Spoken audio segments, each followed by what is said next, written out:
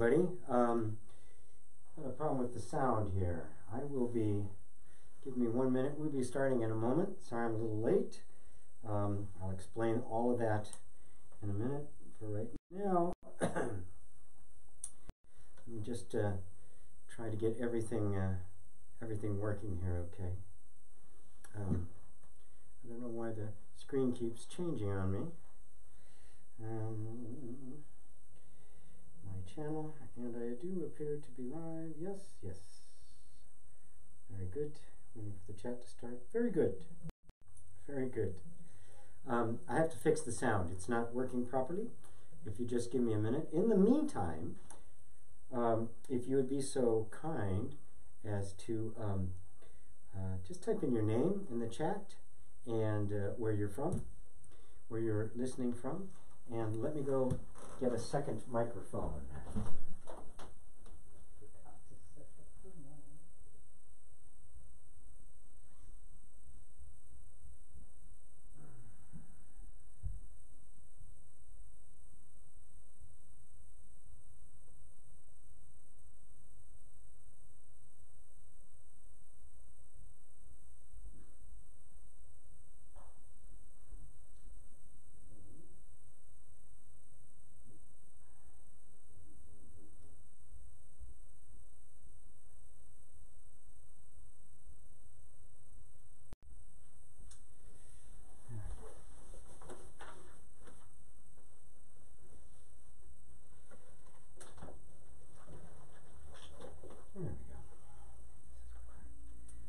Looking for.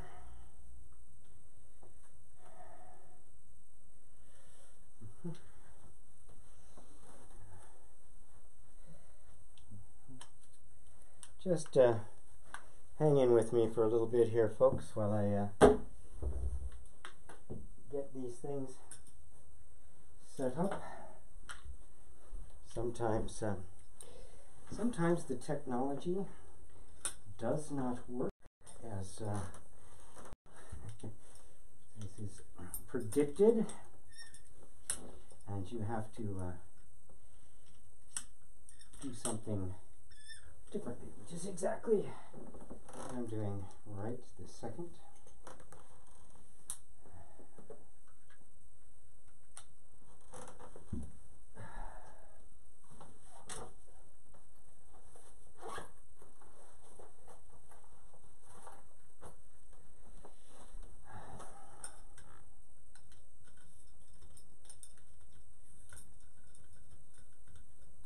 Again, those of you who are just joining, we are live. I will be, I am setting up a different microphone. I'm having a problem with the sound. So I'm doing a different mic to make sure the sound works. Everyone can hear, because we're much more interested in hearing than we are in seeing, right? Not much to look at here.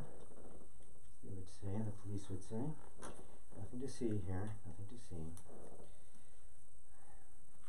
It's on.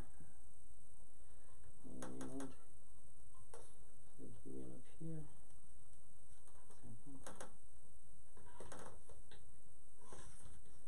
There you are. Alrighty. Zoom you down to there. Okay, everyone. Hello. I think the sound now will be much more to our liking. Just some adjustments here. So that, yep.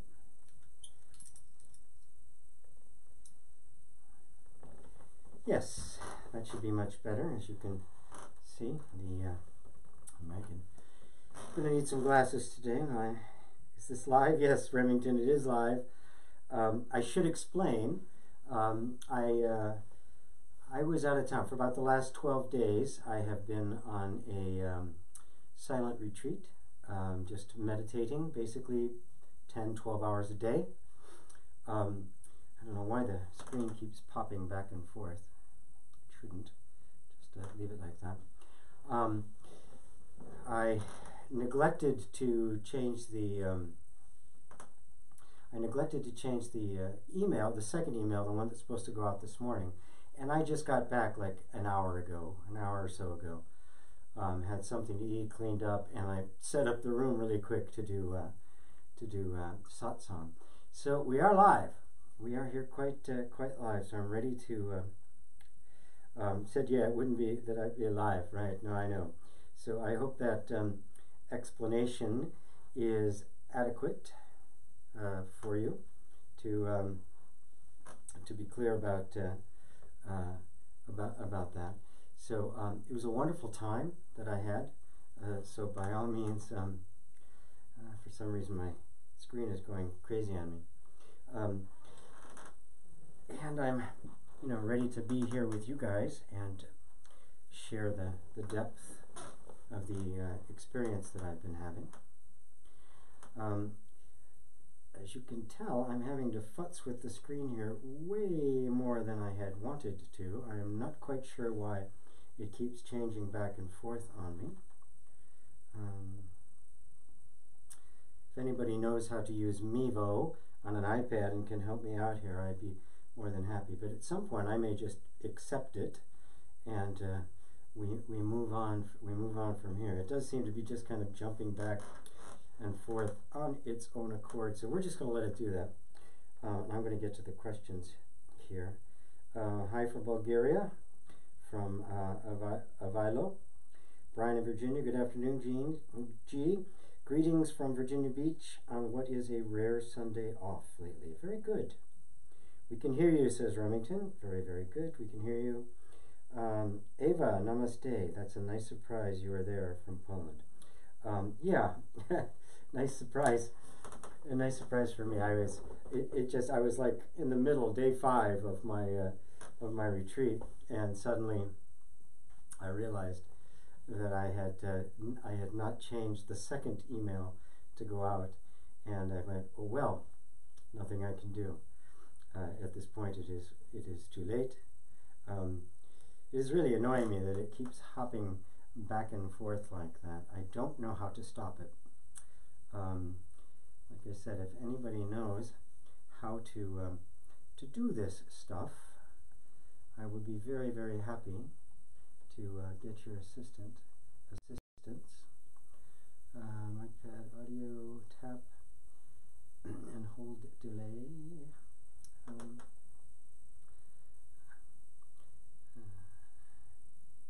I'm going to try one more time to just say, leave it there, don't move, because I am live. But we're going to see at some point I'm just going to give up, and it just went back. So I did get one person sent me made a comment on YouTube that I thought it'd be a great subject to open with today, and that is, he said, this talk about I'm the body, or I'm consciousness, I'm the mind of the body, and all of that, or I'm not my body, of what practical value is it? What practical uses of it? Who cares? And it's a great question, and I should really title this satsang, non-duality, why bother? And it's such a legitimate question, because remember, this is about the end of suffering. That's what the quest Buddha went on, that resulted in his enlightenment, was to end suffering. That's what it was about. He wasn't seeking enlightenment other than the fact that enlightenment was whatever that meant, because he didn't really know, was the answer to human suffering. The reason why the understanding of yourself as something other than the body, that is as pure awareness, as pure consciousness, the reason that's important is because imagine you identified yourself with your car. It would mean that the limitations of the car would be your limitations. It means the destiny of the car would be your destiny. The lifespan of the car would be your lifespan. Everything that happened to the car, you would take very personally. It would feel like a personal insult. Somebody would insult your car, you would take it personally. People do that anyway, because we are, to a certain extent, identified with our cars. All the objects in our life, kind of carry the stamp of our projection to the world of who we want the world to think that we are. But I think you get the point that the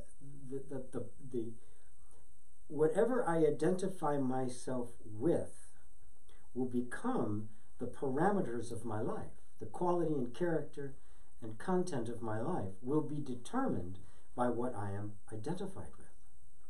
If I'm identified with something that is very small and fragile and has a very limited scope and has a limited lifetime and is kind of stuck in a position, stuck in the circumstances, stuck in causes and conditions, as long as that's the case, then I am going to experience that. We literally believe our beliefs. We believe them into reality, into active expression, even if they're not true, right? Something doesn't have to be true to be believed. The good news is, of course, is that the truth exists whether you believe it or not. It is eternal and independent of every bit of belief and assumption and projection that we put on it. It is completely free of all of that. So we discover the truth of ourselves, and in that process we drop the beliefs of ourselves. The very first identification that forms our actual sense of identity is identification with the body. I am this body. The sense of I am, which is completely free when you're a child, also when you're an animal. It is completely free from any kind of identification. But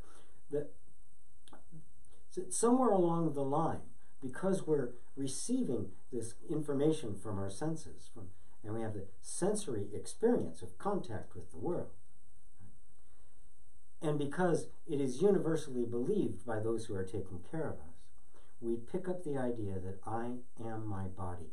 And the moment we do that, all of the characteristics, the qualities, the limitations, the pains, the sufferings, the sorrows, the destiny of the body become my pains, my sorrows, my destiny, my limitations.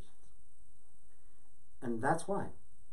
That's why to recognize that you are not that body, you have only been believing that you are, and that your true nature, your actual, the reality of who you are, is infinite, unbounded consciousness. It's the difference between being identified with your car and not. If you're identified with your car, you can't just open the door and walk out. But if you're, the same is true of your body. But if you are not identified with your body, it's not that you're going to suddenly, pop out of the body and end up somewhere else. But what is going to happen is that you will no longer feel the limitations of the body because you see that the body is not you. Now this needs to be seen, okay? This is not a concept. This is not something you can just intellectualize. The whole point of meditation is to begin to probe the boundaries of our beliefs and find that there's something beyond them. You can meditate in such a way that the belief that I am the body begins to dissolve. I'm not going to do it here. And in fact, I'm thinking about putting together an entire program about that. But it starts very simply. And you've heard me say it a million times, and it's more than just a therapeutic. It's more than just to give you a nice feeling. If you simply start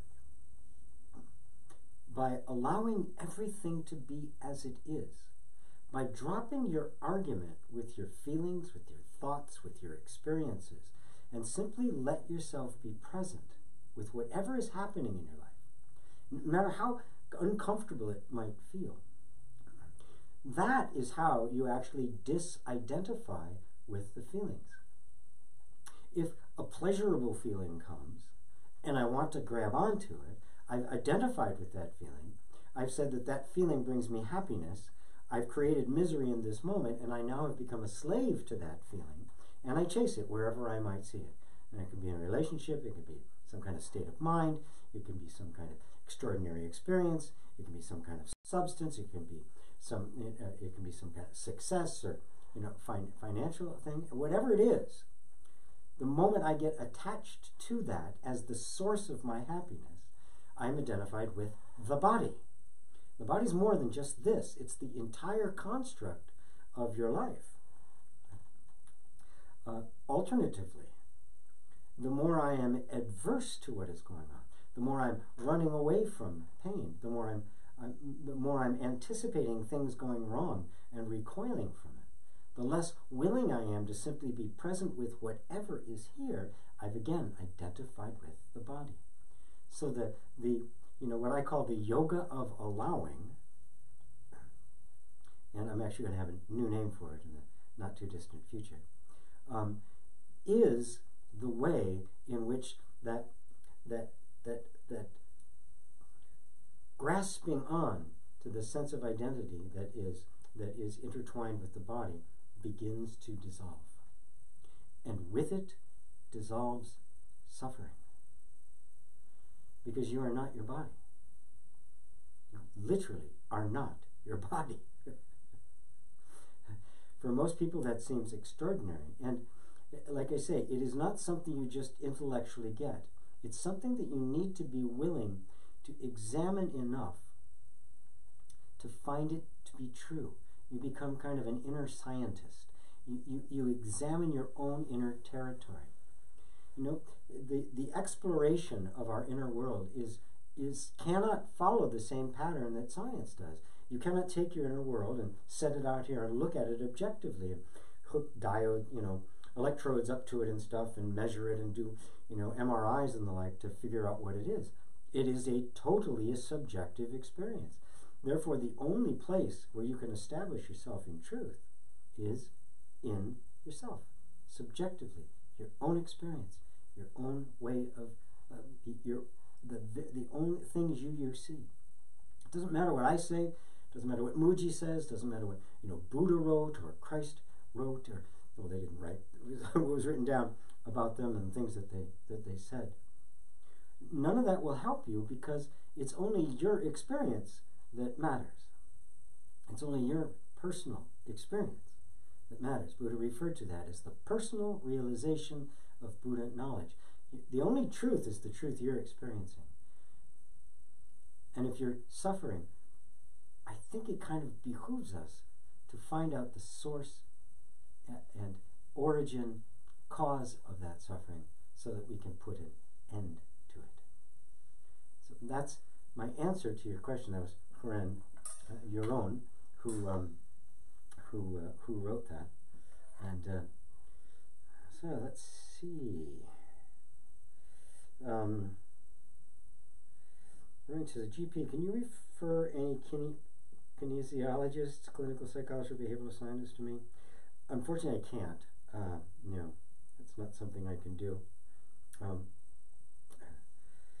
dear, the image switched back and forth, and even I bounce all over the screen. Isn't that something? I don't know why it's doing that. Again, I apologize. I may just give up.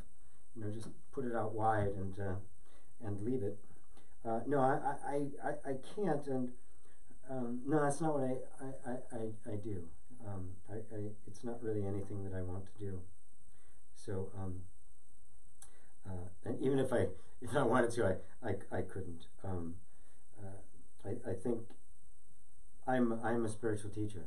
I recommend inner exploration rather than analysis. It's really just the way it is. Chris Gill says, hello GP, have you got any info to share about making decisions? Most of the time always in two minds, not knowing what way to go. How do you make decisions and know if it's the right one? Is it right to say that we don't really have to do anything and we are just moving with the flow of life? Well, that's actually true. You don't have to do anything. You are just moving with the flow of life. But that's not something you can just say in your mind and then get on with it, because that's not how you actually think you are. Okay, I'm going to just put this thing full screen the entire time. It is bouncing all over the place.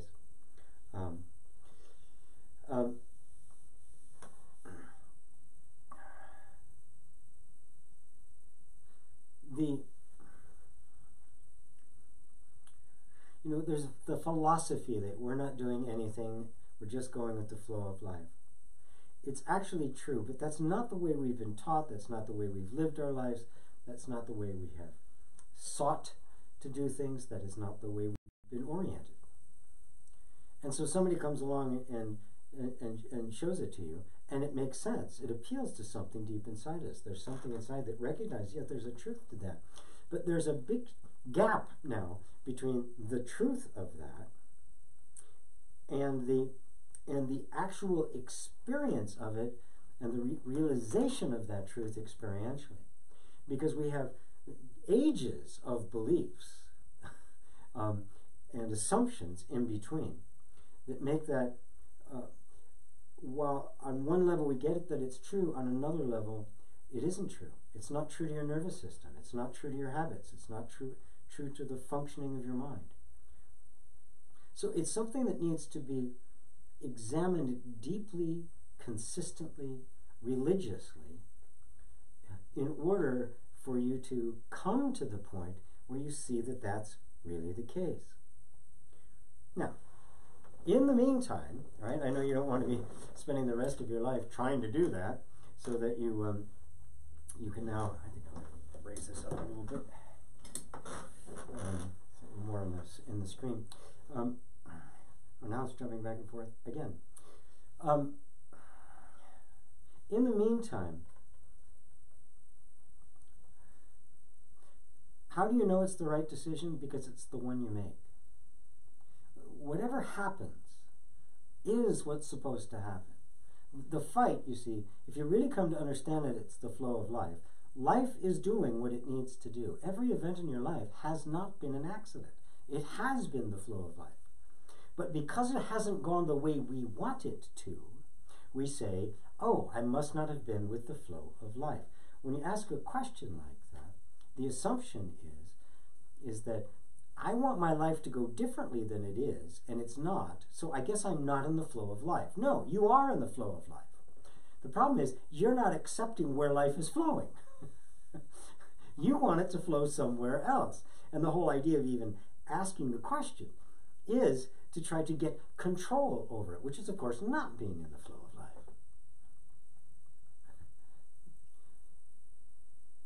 Again, I have to emphasize that this path of non-duality, this path of deep spiritual inquiry, is not for the faint of heart. It is a lifetime practice.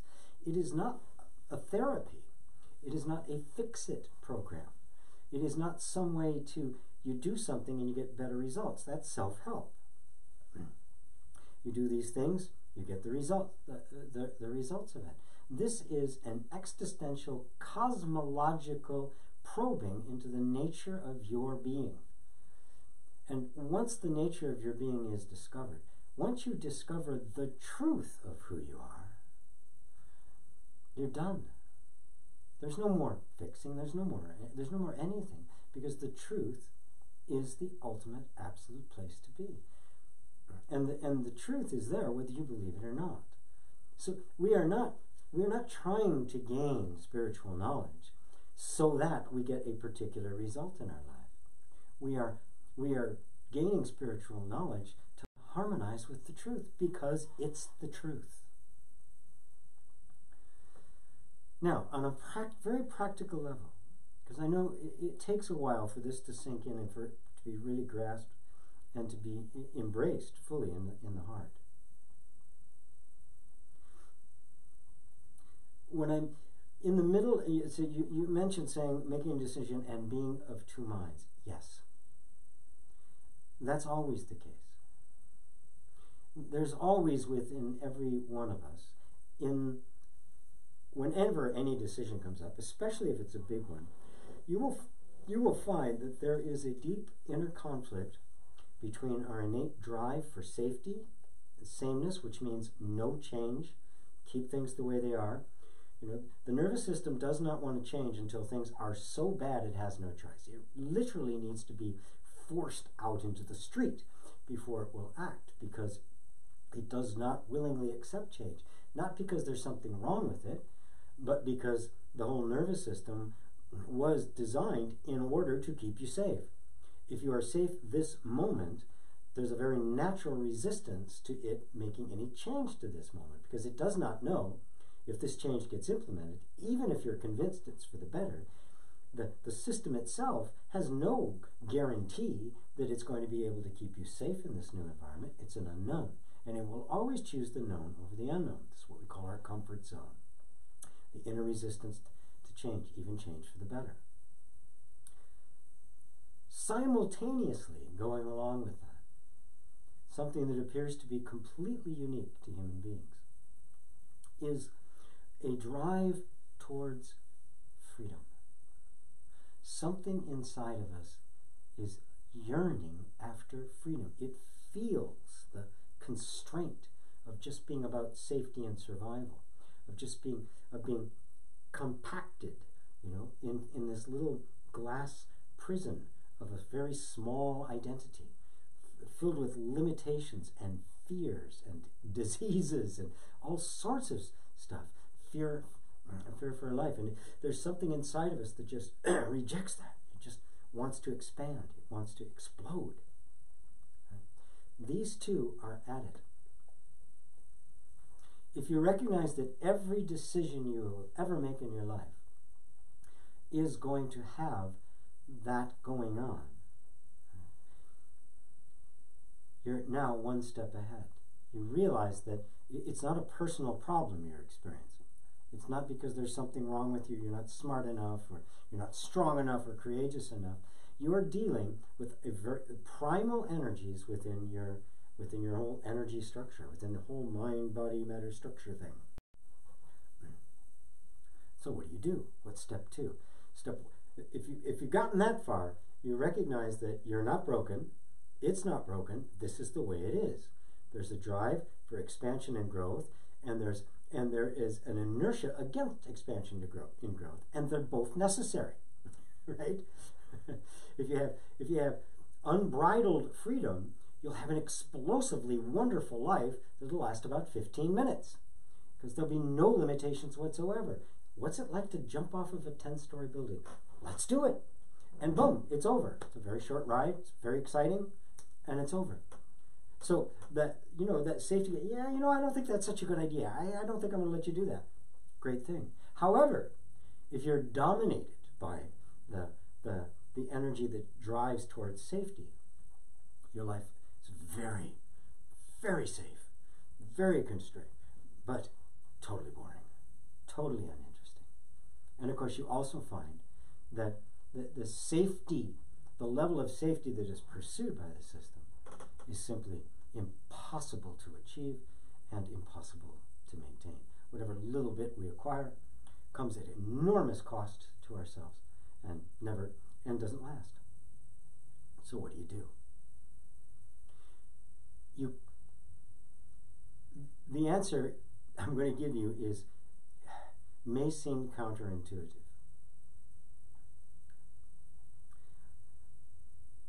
As I was mentioning earlier about getting into this state of allowing. If you recognize that both of these are there, both of these are necessary to have a really full, rich, flowing life, then in fact the flow of life you're talking about is the flow between these polar opposites. That is the nature of life, to flow between those. You will see that if you take sides, if you favor one over the other, you are creating a conflict that doesn't naturally exist. Life will do this. And if left to their own devices, these two things will eventually reconcile. That's why I call it inner reconciliation. They will eventually find a balance point, because that's the nature of the system to do that. It will always respond to the environment. if you do not take sides, if you not say, I really want this thing, I've a problem, all this resistance, I got to get rid of this resistance. Resisting resistance. I mean, how smart is that, right? And of course, the nervous system is way better at protecting you than you are at making it not. It's been doing it a lot longer, and it's far more facile than you are. So if you really step into this position that I call the peacemaker, an objective observer, you see both of them going on simultaneously. The moment you don't take sides anymore, the moment it's not this is right and this is wrong, you see they're both right. And they simply have to come to harmony as to how to implement both sides of the picture. The stepping away into this space of the peacemaker creates an environment of safety. Now, of course, what is the energy system trying to do? What is the resistance trying to do? Keep you safe. That's it. That's all it's trying to do. The more you fight it, the less safe it is. So it's going to resist even more. And that's why you get of two minds. Right? Step out of the two minds and step into the place of no mind. Which means I don't take a position. I don't have a preference. I haven't picked sides. I don't care who wins the Super Bowl. It has no effect whatsoever. I am simply going to be back here like a completely independent mediator between two parties that are diametrically opposed. And in doing so, you create the space in which the natural harmonizing energy of the system takes over, and this will start to happen. And you'll find that you don't have to do anything. You don't have to force anything, but that the flow is not linear. It's not in a life. The flow of life is not like that. The flow of life is like this. Between all the different components of our inner world, and there are more than two, but these are the two most fundamental. And this is the most common struggle that people have. So does that make sense to you, Chris? And everybody else as well, because this is, if we really understood our own inner world, our own nature, our lives would become simple. Buddha put it quite brilliantly. The first link in the 12 links of the chain of causation that ultimately leads to death, suffering and death, the first link is ignorance. We simply do not see things as they are. We see things the way we want them to be, which puts us in a struggle, which creates suffering. If you simply see things the way they are, if you understand, you see clearly you're not broken. It's not an idea. It's not some philosophical thing that G came up with so he could sell programs. It's a fact. You're not broken. The system isn't broken. But you can create suffering or you can create harmony depending on whether you muck with the system or you create an environment in which it can harmonize. Completely and totally up to you. Does that help, my friend?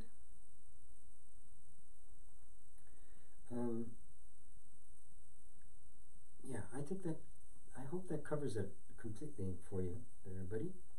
Ava, back with glasses. I keep forgetting these. Print is so small on my phone when I read these things. I hope you're not finding it annoying that the screen keeps zooming in and zooming out again. There's nothing I can do about it at this point. I don't want to stop now and read the manual and try to figure out why it's doing that.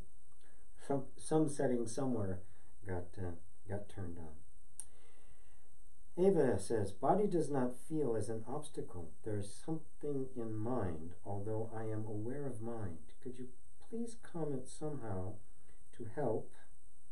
Is there more? To help. Okay. Wow. Okay. Yes, I will comment some more. It's my green juice. Cheers.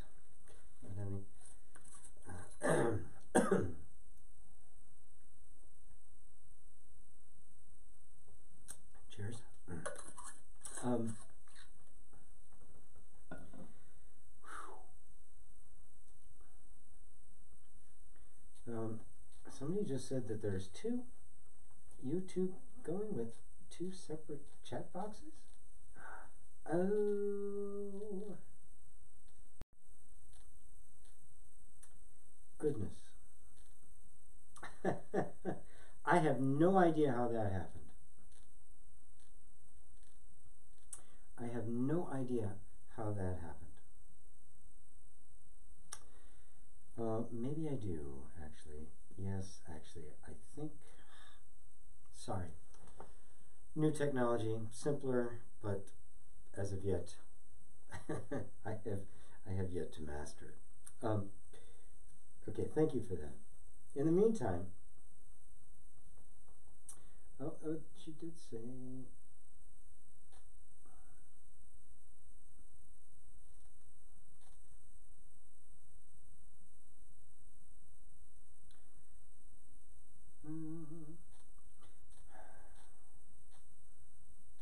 Top chat, 23 people. How many are on the other one?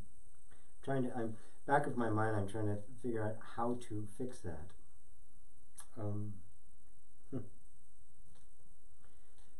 Interesting.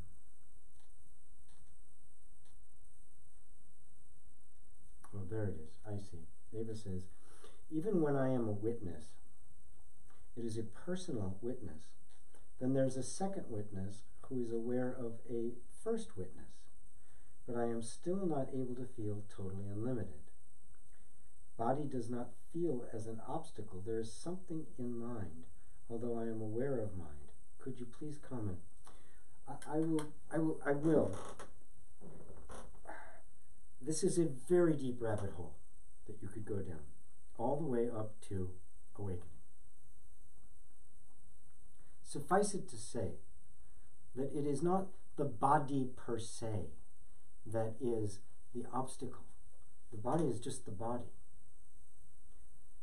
With identification with the body comes identification with limitation, with confinement, with restriction, with constraint. All of those are in the mind. The body itself is innocent. The body is imposing no limitations. But identification with the body imposes all sorts of limitations that are not in the actual body itself. All limitations are in the mind. In fact, mind and body are actually one. They are not two things. And the deeper you go into this, you find you are dealing not with an actual body, but your beliefs about the body, which is nothing other than your beliefs about limitation. And with you identifying with the body, every belief about the body becomes a belief about myself. But there's nothing absolutely true about the body and what's going on with the body itself. Nothing is absolutely true about it.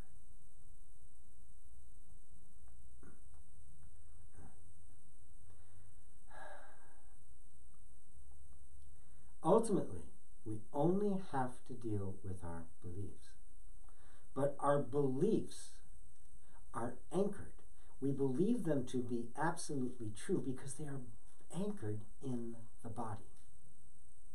They're anchored in this objective thing that is supposed to have characteristics that are absolutely true and that I have inherited. So I'm limited. Well, see, the body's limited. I can't fly. I can't play in the NBA. I'm not good looking. I can't lose weight, right? All of those characteristics are actually in the mind, not in the body. But because we believe them to be objective, that not just beliefs, that they're actually true, that truth has to be anchored somewhere. Because if it isn't anchored anywhere, you see that it isn't true. So we anchor it in the body, which is itself just a concept, an idea, a thought.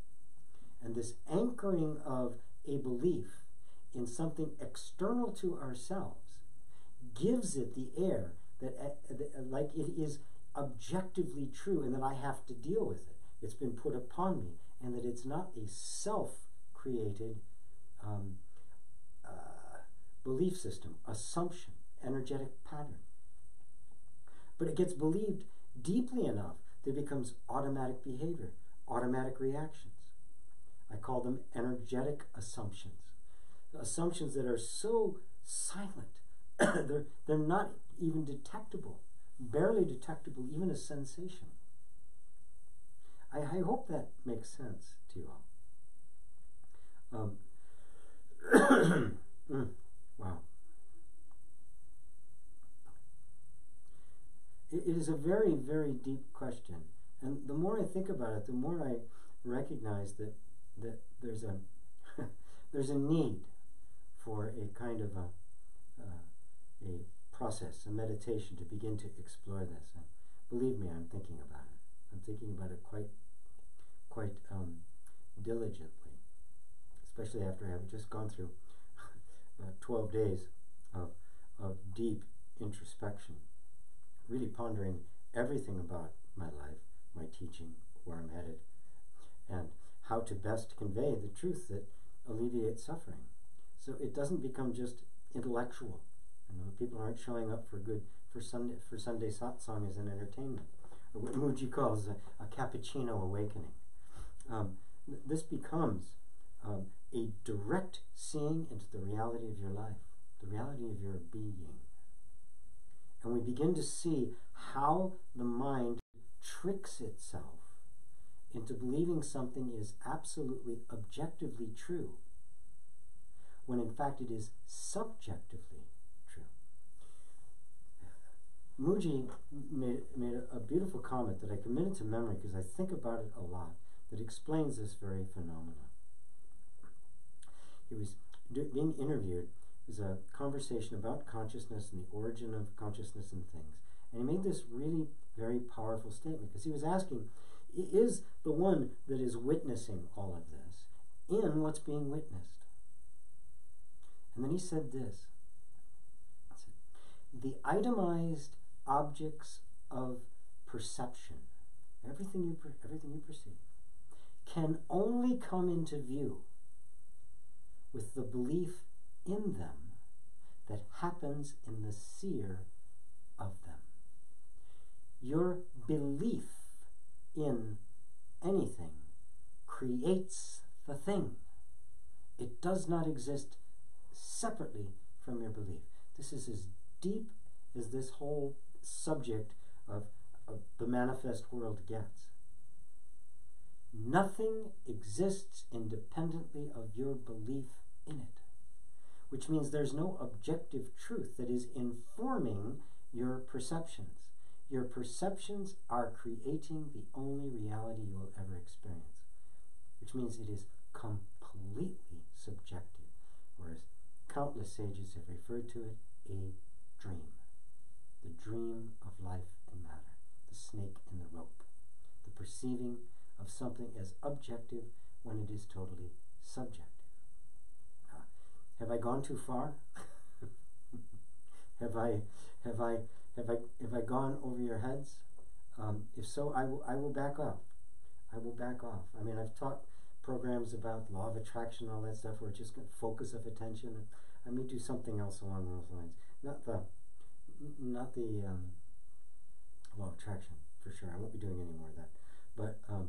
But on this idea of where our focus of attention and how to discern in the midst of all of this what's actually true. So is this helpful to you, Ava? Give me a second here. I'm going to go and see Satsang with G live. Well, that's live from Mevo. I see. Wow. So everyone is on the live chat, and there are 7 people on a different live chat. There's another one. For some reason, I have no idea how. I've got 2 live streams going simultaneously from the one thing, and I have no idea why it's happening. Let's see, and that means Jonathan, you are over there. Hi, GP, Adelaide. Oh, Jonathan Wayford, Adelaide. Hi, Jonathan. Jonathan, you are there. K. Kapoor. I can bop back and forth. Let me try a couple of questions from this side, because I can go back and forth a little bit. And again, everybody, I apologize for the bouncing back and forth of the screen. I hope it's not too annoying. They do it on TV all the time. At least it's not as fast as MTV, right? Is that still on? I don't even know. I don't have any TV. Let's see. Jonathan in Adelaide, Australia. Is there a cleansing effect that comes from abiding in silence and self? The erasing of some skaras through pattern habits, etc.? No. There's nothing inherent in silence that will do anything except give you silence. You'll also find that trying to be silent is a very difficult, albeit really an impossible thing to do. In the silence, it's a place where you can begin to explore the nature of your own experience. What's happening? What are you feeling? What is coming up? What's the actual nature of resistance? What's the actual nature of restlessness? And the only way to explore it is totally subjectively, which means you don't intellectually think about it, you actually feel it. If you want to know what the samskara of attachment is, let yourself feel an attachment. It's not hard. It's not hard. Just today, I'm driving home this morning from my retreat, and there's a good friend of mine, and she and I are working on a book together, talking about Christ's Sermon on the Mount. She's actually a theologian with a doctorate in divinity, and I'm none of that, but we're very good friends. And I'm kind of like the I'm kind of like the wild man in the wilderness, hermit kind of theologian, and she's the educated theologian. Together, it's pretty cool. But at any rate, I've been making a series of recordings about about verse by verse. Today I was doing "Blessed are the mourn, for they shall be comforted," and so I turned on the recorder on my phone as I was driving, and I'm driving along and I'm checking it. 14 minutes, yep, still working. I wanted to make sure it wasn't turning itself off. I got to the end, 25 minutes. I was really happy with the result. Really happy with the result. God, this is really good. Can't wait to send it to her. I stopped it, hit the I'm all done. I look, it's not there. Ah, well, I started over. I actually edited it and stopped it one place and restarted. So sometimes it takes some time to put it together. 5 minutes later, I look, it's not there. Matter of fact, I see 10 seconds. The whole 25 minutes that I'd recorded was gone. Okay. Now, in that moment, I felt, it's never going to be any good. That's the best I've ever said it. I'm never going to be able to recreate it. I've lost it. Immediately, I said, there it is. That's attachment. It's not theoretical. It's not intellectual. It's not, oh yes, we have attachments. There it was. Right in my gut. Now I had a choice at that point. I could push it away. I could rationalize it. I could reframe it. I could intellectualize on it. I could make it theoretical.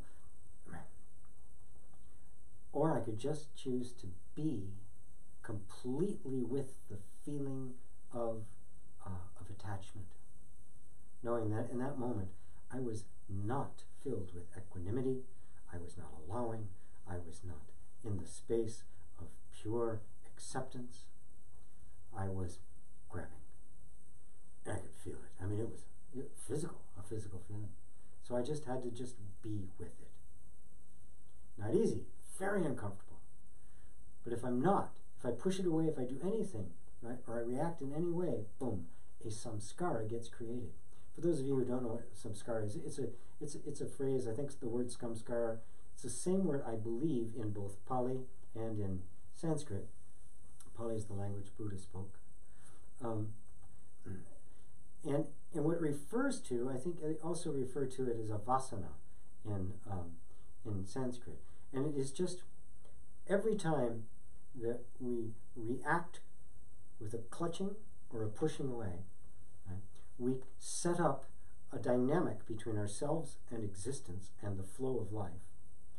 And that actually gets etched deep into, not just into the nervous system, but into what they call the repository or the storehouse consciousness. And that actually gets in there and will go from lifetime to lifetime to lifetime. The habit of resisting or clutching.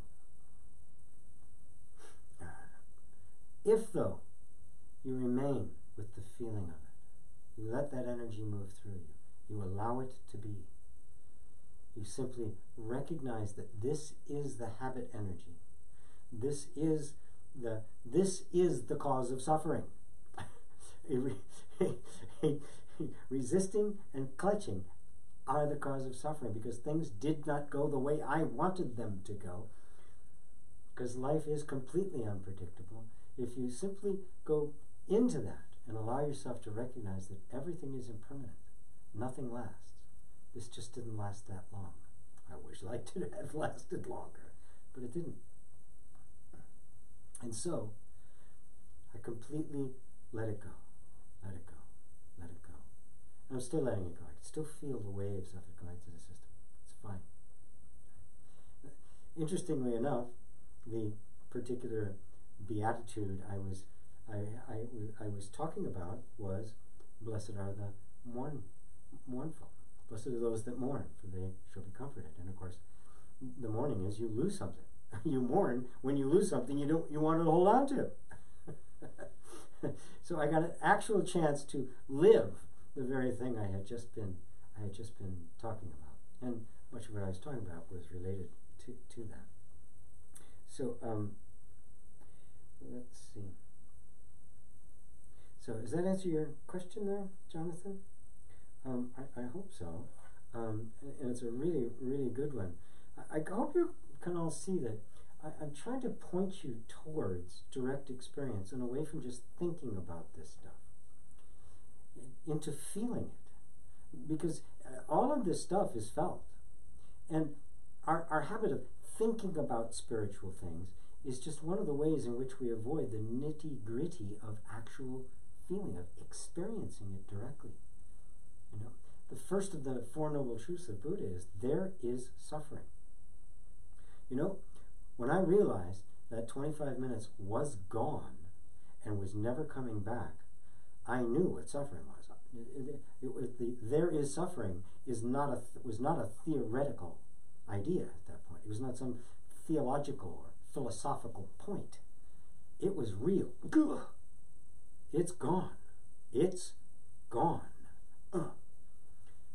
That was suffering. But what was causing the suffering?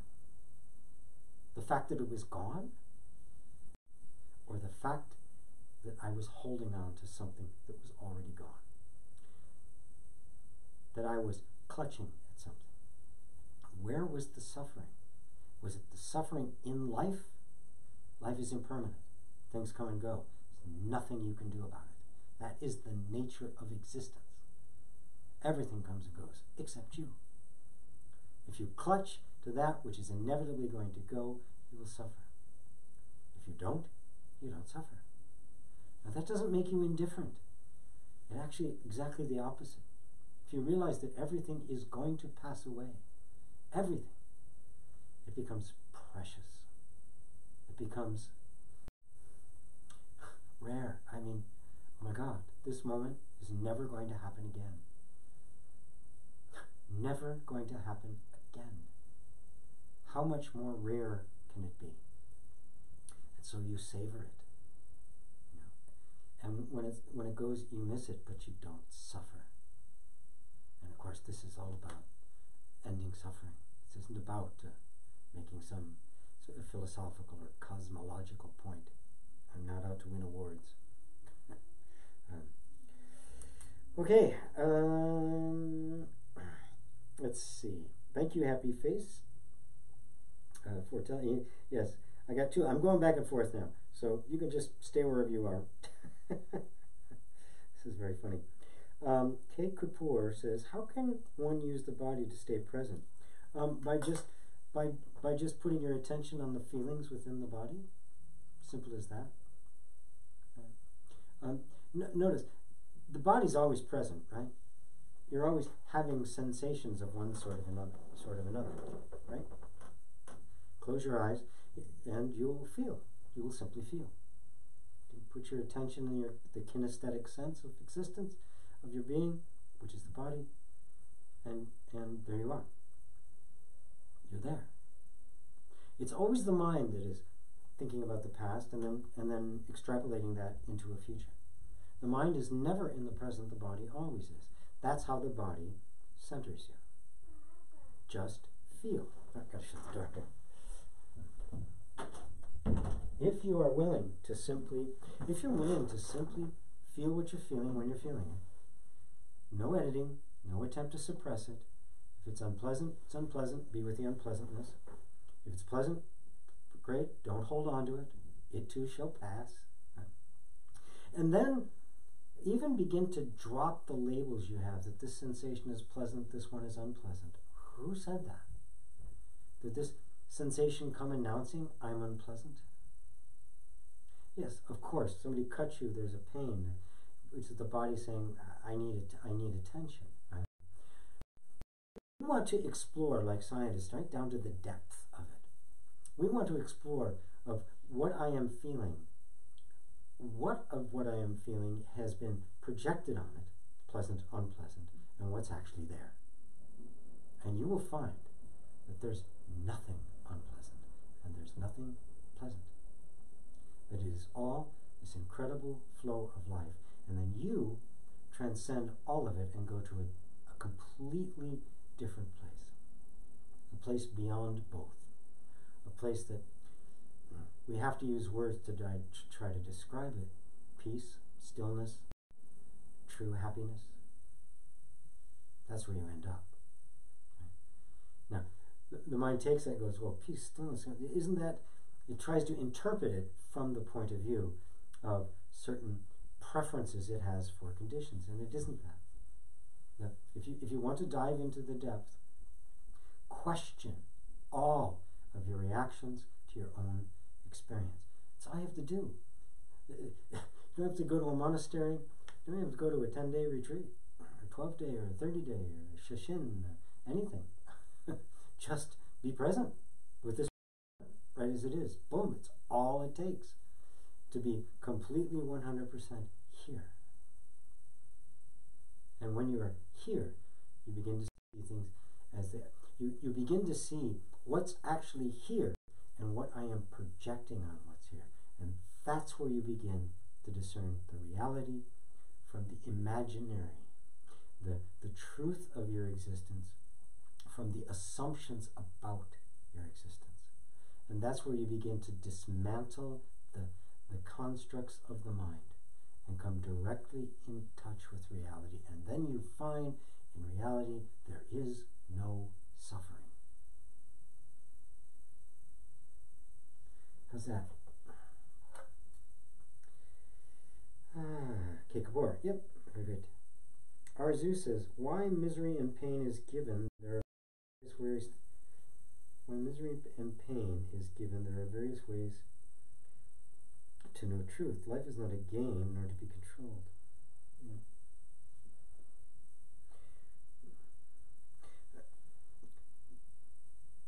Misery is our reaction to life. You're right. Life is not a game to be controlled. We can't control life anyway. You can try all you want. The more you try, the more you'll suffer, because you can't. It can't be done. It's never was that way. It was never meant to be controlled. It is not in your control. Believing that it is makes you suffer. Period. It's impossible. You're trying to do the impossible. Trying to do the impossible, you're going to get screwed. You cannot make the impermanent permanent. You cannot stop anything from being what it is. You can't get the cat to bark. Try as you might. If you think you can, you're going to suffer as a consequence. So There are various ways to know truth. As long as you understand that truth is not an intellectual concept. And the only place you can know truth is you. Do not think about truth. You are the truth. If you want to know the truth, it means you want to know the truth of yourself, which means where else are you going to look except here? Can't look out there. It's not there. Out there is being perceived by the truth in here. And whatever you believe the truth to be will govern the lens through which you see that which is out there. It's very simple. Not easy, but simple.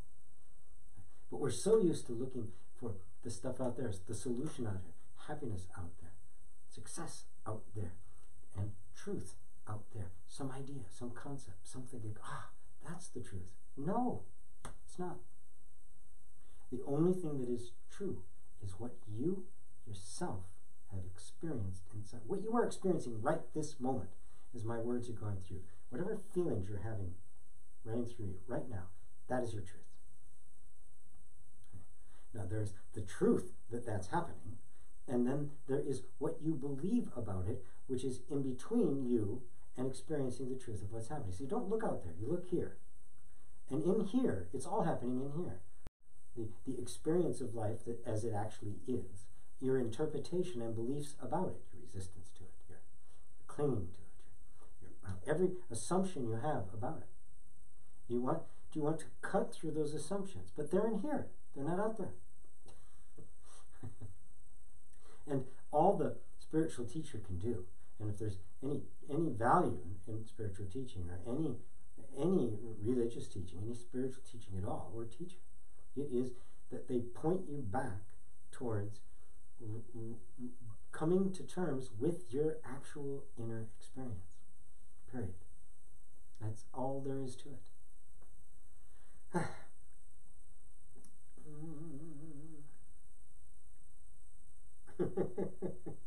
Ishta says, 2 live chats is just another example of the divine sense of humor that reality is. Amen.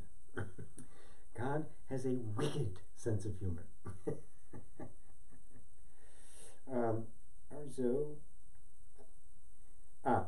Arzo just added that life is not a game to be controlled by a law of attraction.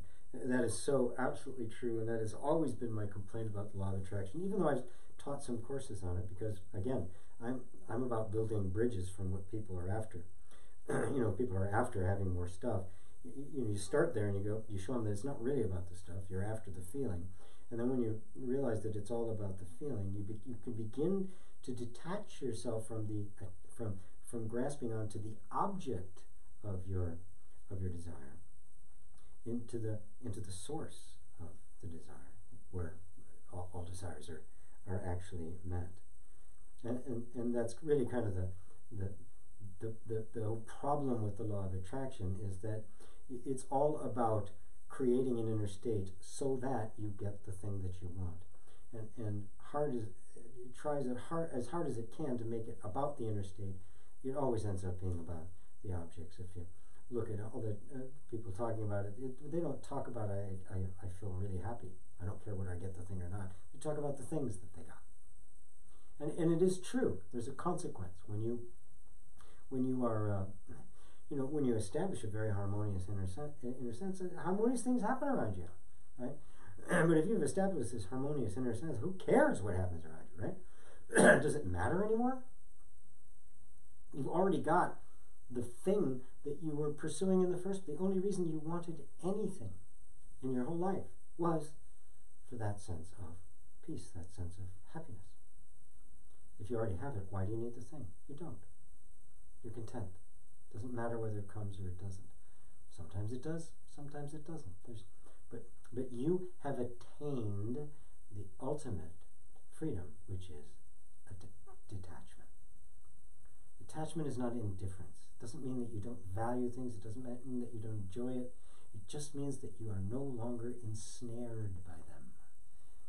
You are no longer entrapped by them. They are no longer the source of your happiness, and therefore you are free of them.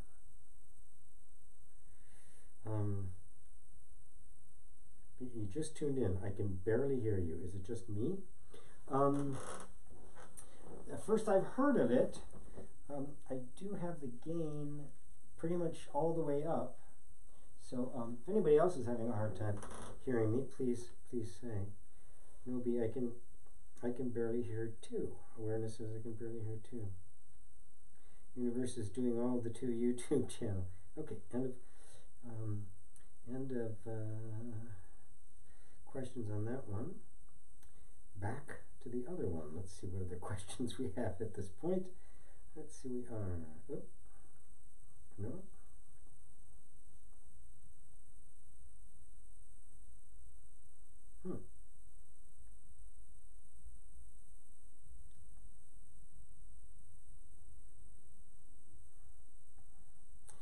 Okay, sorry about this. I am trying to. I think I got the other one going here now. Yep, there we go. Can't hear you. Did we lose me or something? Did the volume go away?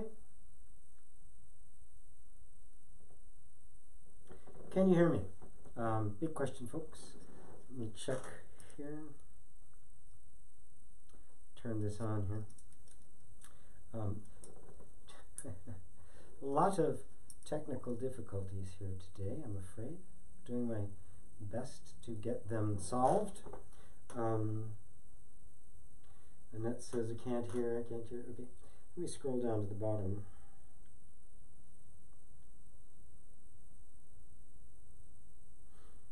Please let me know if of course, if you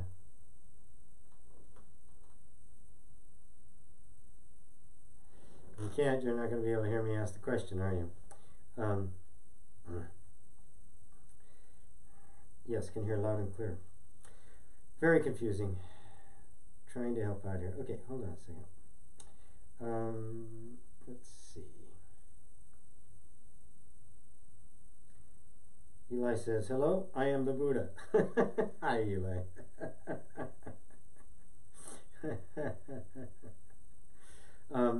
More true than you realize. More true than you realize, my friend. David Smith says, I just read a quote by Nisargadatta Maharaj that said something like, consciousness just appears to come and go. What does that mean?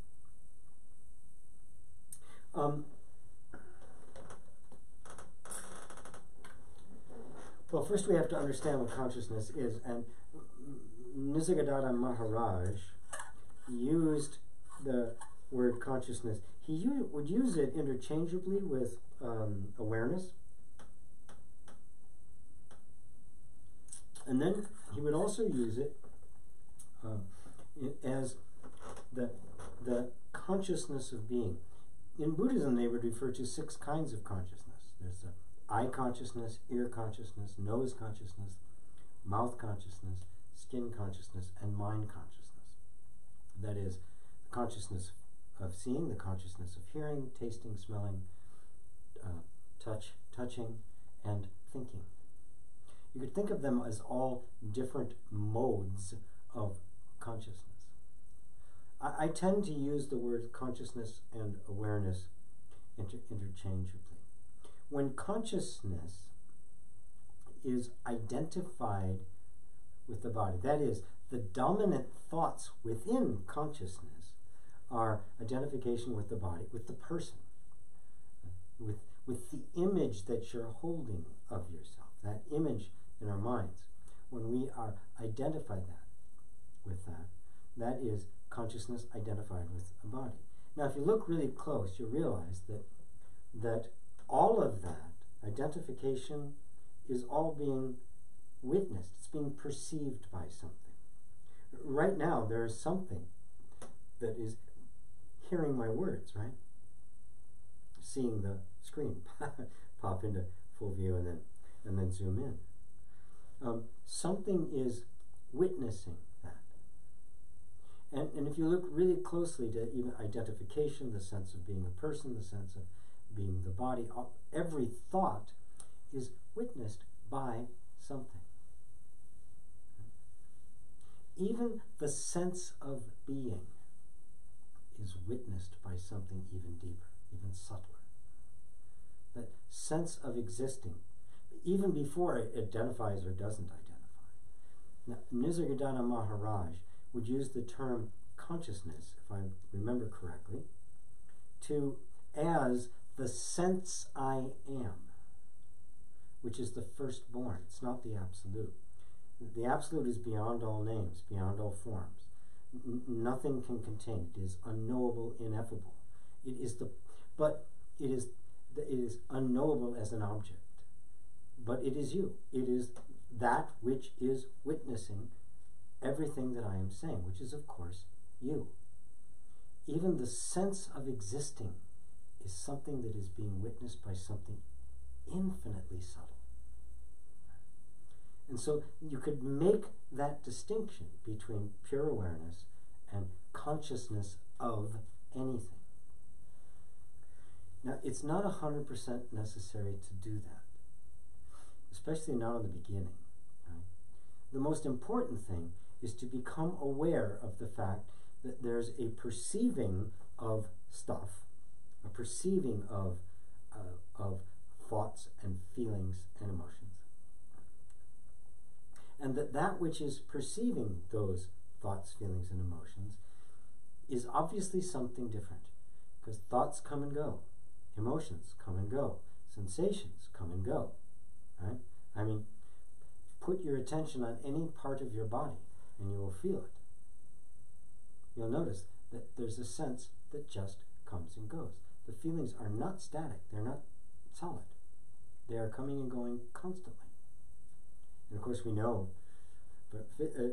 that what we feel as a foot, right, is in fact, trillions upon trillions of little tiny particles appearing and disappearing, so fast that it feels like there's a sense of continuity to it. But yet when we feel into it, we can feel the flow of life. Right? They say in Zen, you can't put your foot in the same river twice. Everything is flowing, and we can feel that. But that which is noticing the flow, the infinitely subtle changes, is it changing? This is a deep question to ask yourself. Is that changing? Is that coming and going with what is being perceived? Sensation coming and going, that's clear. Emotions come and go. Like I was talking about in the car on my way this morning after losing that recording, that feeling, right? Boom, it was there. I could have perpetuated it by running around, running away from it, or suppressing it, or reframing it, or something, But just being with it, I discovered its essential nature. It is simply coming and going. Even attachments come and go. Everything comes and goes. But I'm not coming and going. Whatever I am, and I'm not trying to tell you what that is. I want you to discover it for yourself. Whatever it is, look, is that coming and going? If it was, when the thought left, you'd be gone. But you're not. You watch it come and go, which means that you are made of something. You are something different than that which is coming and going. This is the way to explore your own inner world. And explore it directly through your own feelings, through your own experience, which is as valid as the most objective scientist in the world who wins Nobel Prizes.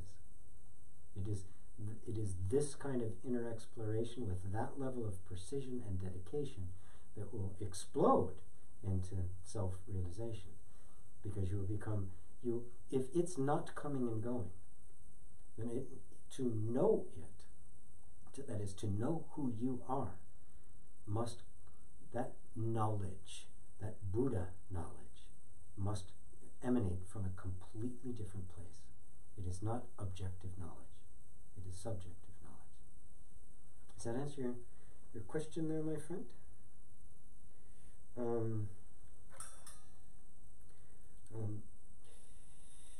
Robert says, "Hi GP, thanks for the talk." You're welcome.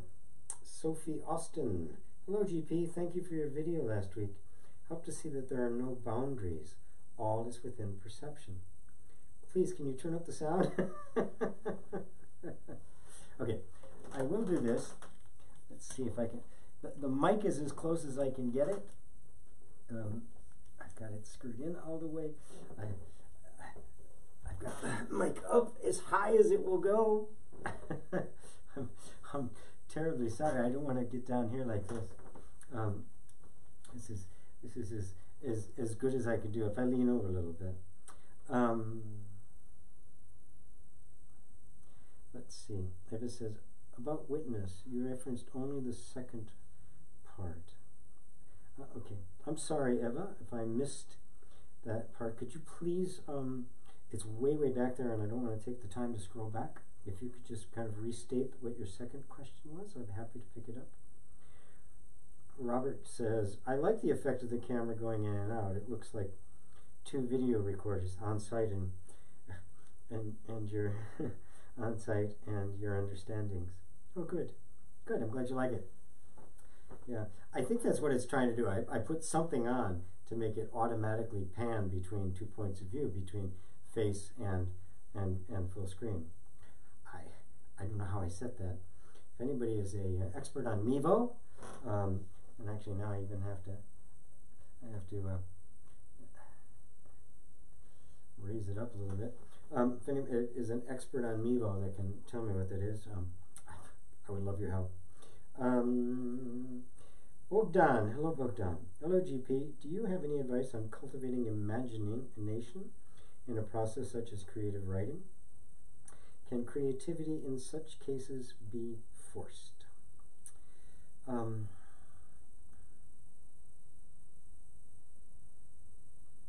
No, it can't.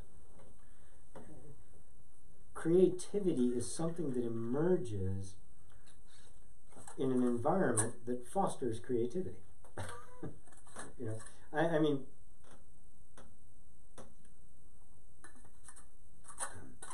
in New York, where I used to live, in the Department of Motor Vehicles, the state civil servants, their annual review, they would get reviewed, and it would determine what, you know, what level of pay increase they would get, you know, just bare, you know, cost of living, or whether, you know, would be a reward for their good work. Somebody, for the life of me, and I can't believe how stupid this is, but somebody came up with the idea that the best way to assess people was by the number of mistakes they made. So the fewer number of mistakes you made, the higher your raise would be, and the better your review. Well, as anyone who has actually stood in line at a DMV knows, it is not the most efficient place in the entire world. My apologies to anyone here who may work for the DMV. But there's a reason for that, because if somebody is rewarded based on the fewest number of mistakes they made, what are they going to do? They're going to guarantee that they make the fewest number of mistakes, which means they are going to do the bare minimum. They're going to do exactly what is required and nothing more. They're going to know what it is. They're going to do it to the letter, absolutely, and of course, in order to eke out any kind of pleasure in that, they will just kind of be skirting, right? I mean, it's just kind of being just barely mediocre, because they get rewarded for being mediocre. They were not rewarded for innovation. They're not rewarded for ideas that would make the customer's experience more pleasant in the place, shorter, right? Oh, heavens no. Right? This is, and that's an environment that says, don't be creative. It's in school too. Don't be creative. Here are the questions. These are the right answers. Give us back the right answers. Except maybe in art class, right? You're okay. Be creative. I mean, isolating, compartmentalizing it. We're all creative. There's no such thing as a child that is not creative. Right? We were all born innately creative. Look at how children pretend, and they just don't, you know, pretend. They become the parts. you know. And now that I get to hang out with my 2-year-old granddaughter, you know, I'll be down on the ground being a train, you know. We'll be having Olympic races through the house. Go, she says, and off we'll go, right?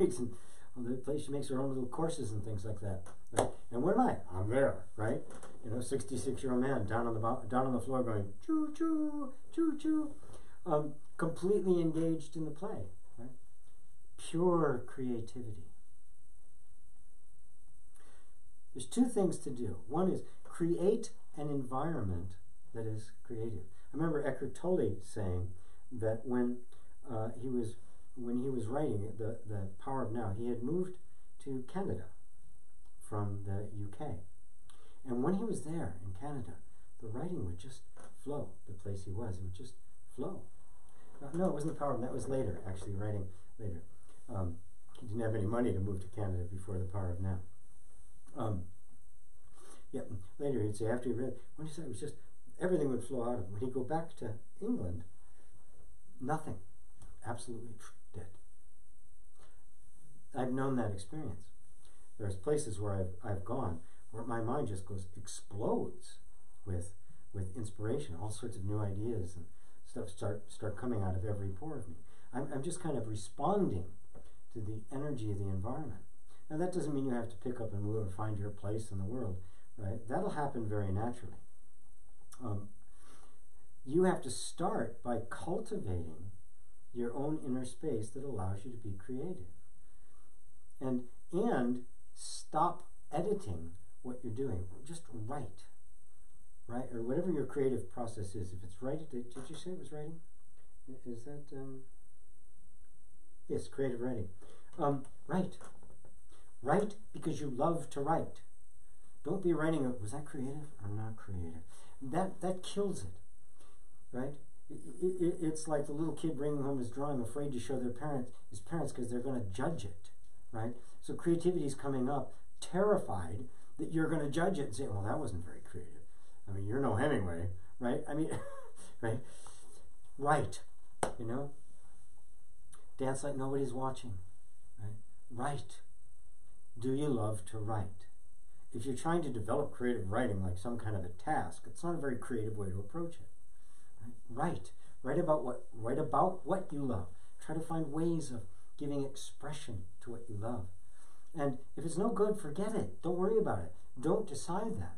Look at it later. Is there any idea here? Was this a bunch of gibberish? Or is there some gem here, something that turns me on? It becomes a way of interacting and giving space to our creativity. Because believe me, your experience throughout life has been the stifling of creativity. We don't have a school system that encourages creativity. It steps on it.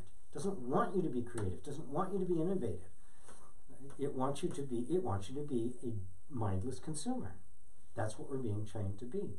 And the only time there's an exception to that is when you are engaged in one of the careers where innovation is necessary for the profit of the business, like technology and the like, and pharmaceuticals, and anything that involves engineering, where the payoff is big money, right? Then be innovative. God damn it, start innovating.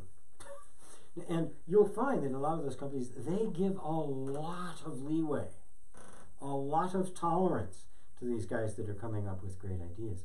Even at the height of the Soviet Union, when it was like just this, you know, the Stasi in Germany, when it was just the most horrific oppression on the people, the scientists who were making weapons and the like, they enjoyed a fine life. They were given all sorts of freedoms and advantages and perks that the rest of the population was not getting. Because everybody knows that you have to motivate to get creativity and innovation. So you have to create a space in which creativity can happen. And simultaneously, you want to also begin to explore all the places where you have denied your creativity because you've been trained to, which is, you know, of course one way, one thing, and also because because you've just kind of accumulated beliefs about creativity. A big one is there are creative people and uncreative people, and some kind of creative. And you're either one or the other. You're one camp or the other, and that's it. There's nothing you can do about it. That's a belief. It's bullshit. It's not true. Right? Everybody has access to the same infinitely intelligent mind, infinite intelligent being, infinitely creative being. God, look at the universe. What a creative masterpiece. And that's you. Your job is to reflect that creative energy. So there's also just pulling down the assumptions about it. And as you pull down those assumptions and you realize that I am creative, you're going to start seeing creativity where you were not seeing it before. You're going to start seeing it where you had been denying it, where because of your training and stuff, some idea came, oh, that's not very good. And that same idea, wait a minute, that idea has potential. And so your perspective is beginning to shift. And you're beginning to actually see the creativity that is appearing. And of course, the more you see it, the nicer the garden gets for it to grow, the more free it is to grow, and you start a nice, beautiful spiral upwards. One of my long-term students, just a beautiful man who had just a horrific childhood, being a gay man whose father was a very strict fundamentalist Christian preacher. And he was so frustrated. He was writing, and people would tell his writing, your writing is very accurate, but it's really very uninteresting to read. There's no creativity. And we worked together on it for a while. And he eventually, through the process of doing interreconciliation, some other courses with him, he eventually became a facilitator of interreconciliation. He's a really good one, really amazing guy. Suddenly one day he sat down and it just started to flow. And people were commenting about how creative and interesting and expressive it was, because it was all about expression. He had huge layers of defense that said, don't express who you are. To express who you are is dangerous. And of course, in his upbringing, it was terribly dangerous for that to be expressed. But little by little, that came down. Those walls Jericho came tumbling down. And that garden started getting creative, and this beautiful creativity began to emerge. And I do believe he's just published his first book. Just tickled, tickled to death about. So I hope that that helps you with that. It's a very and don't get attached to creativity. Sometimes it ain't going to happen. Don't be attached to it. Begin the beautiful dance with the flux and flow of life.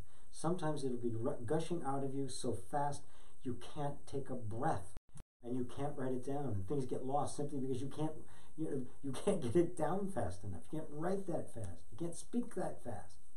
And other times it'll be trickling out this is the nature of things. Don't worry about it. Don't take it personally, and don't think there's a problem, because there isn't. Learn to dance with life as it is, not with the way we think it should be. The moment you drop all your ideas about what it should be, and you begin to just let it be what it is, the incredible beauty and power and creativity and miraculousness of it just kind of pops, and you go, wow, wow. Puppy says, hey. Hey, Puppy. Wildcat says, hey. Hey, Wildcat drums. Eva says, about witness, yes, it's a dream, but how to wake up. Right. You wake up by looking at that which is, by breaking down the dream. What is the dream? The dream is all of our accumulated beliefs, assumptions, reactive patterns, programmings, self-image. That's the dream. Right? So how do you wake up from that dream? Well, you have to put your stake in the ground somewhere. And for me, I found the best way to do it, and I'm not alone, many teachers agree with that, is to put that stake in what you are experiencing in your body. put a stake in your body. I don't mean that. the point of reference, right? Start with the flow of sensations and feelings that you're having that you're not controlling. Right? You didn't create the sensations that are running through your body, the feeling of your hand. You didn't create that. It's just happening. Okay, start there. And then you notice there's what I'm feeling, and then there's all the ideas and thoughts and assumptions I have about what I'm feeling. What it is. What is this hand? What's it like? I mean, also you'll find that there's this whole superstructure, this whole mental superstructure about what it actually is. And that can then begin to be questioned. And that's how you wake up from the dream. You root yourself in the direct experience you're having. Once you've done that, it becomes much easier to start rooting yourself in the place that is witnessing all the rest. So that you can begin to step back to see the functioning of the mind, to see the dream operating. And then you realize that from here, you're already awake. If you weren't awake, you couldn't see it. And then the sense of identification begins to fold more deeply into the imperceivable perceiver, until finally the reality of your being appears to you. It becomes self-aware. There's a reason they call it self-realization. The self realizes itself. And all sense of identity, all sense of limitation, all of it just falls away. It doesn't mean the body disappears, of course not. It just means that you no longer see yourself in those terms. And experience is happening, and you see experience exactly as it is, without any aversion to it, without pushing away, without running towards it, or without trying to avoid. You're simply present with what is. And you can start that being present with what is, long before the full realization of who you are. You can just begin to watch how things work. That there is something happens in the environment. It happened, but then I'm reacting to it. I like it. I want more. I start clinching. I start grabbing. Right? Something happens in the environment. I don't like it. I start pushing away.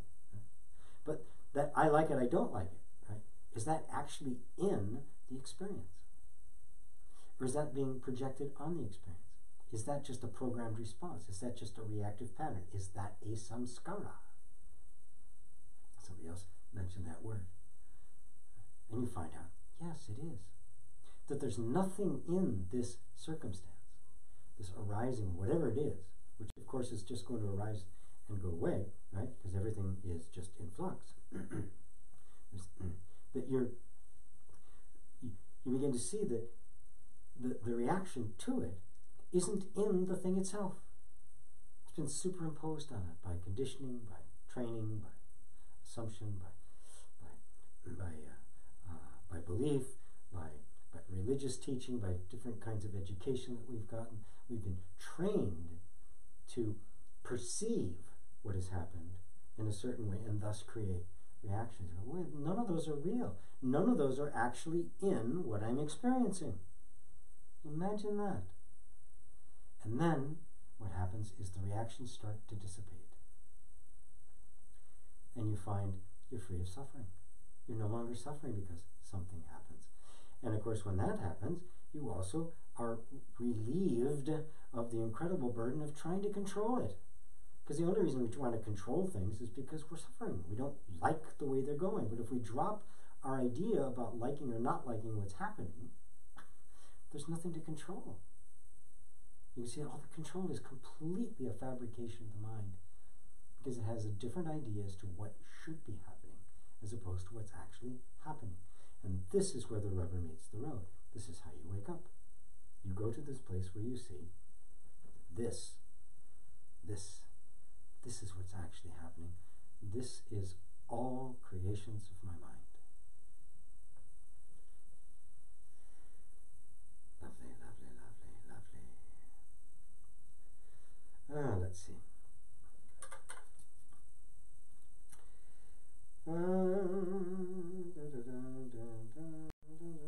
Somebody else says, I can't hear you. Annette says you can't hear me.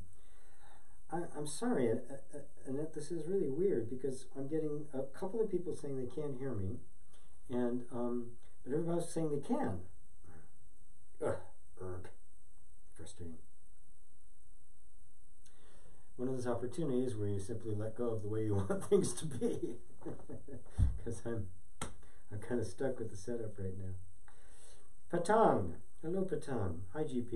Do not get upset by the failures you cannot fix. Let go and move on. Everything is just fine. Really, much love. Yes, very good. Yes, but that can become a nice little philosophical thing. I just kind of let go and move on. It could be just you become intellectual.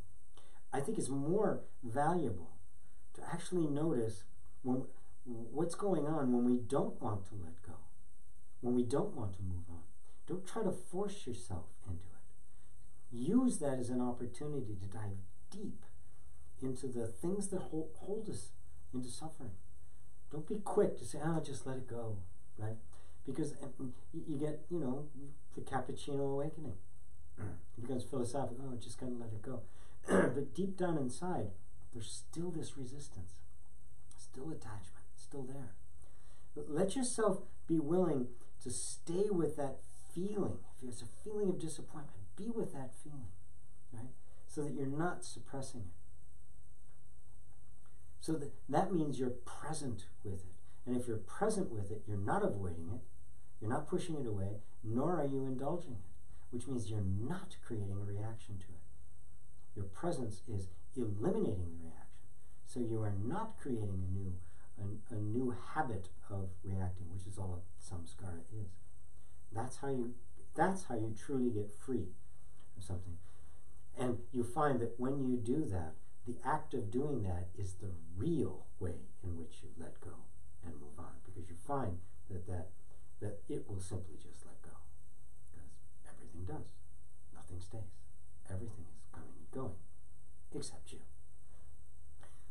And the more you see everything coming and going, the more obvious it becomes to you that you're not coming and going. And you become very curious about, well, wait a minute, what is this one thing that doesn't come and go? Why? What? I mean, really, everything in the universe, everything you experience comes and goes, except this, except you. What in the world could that be that is different from everything else in the universe?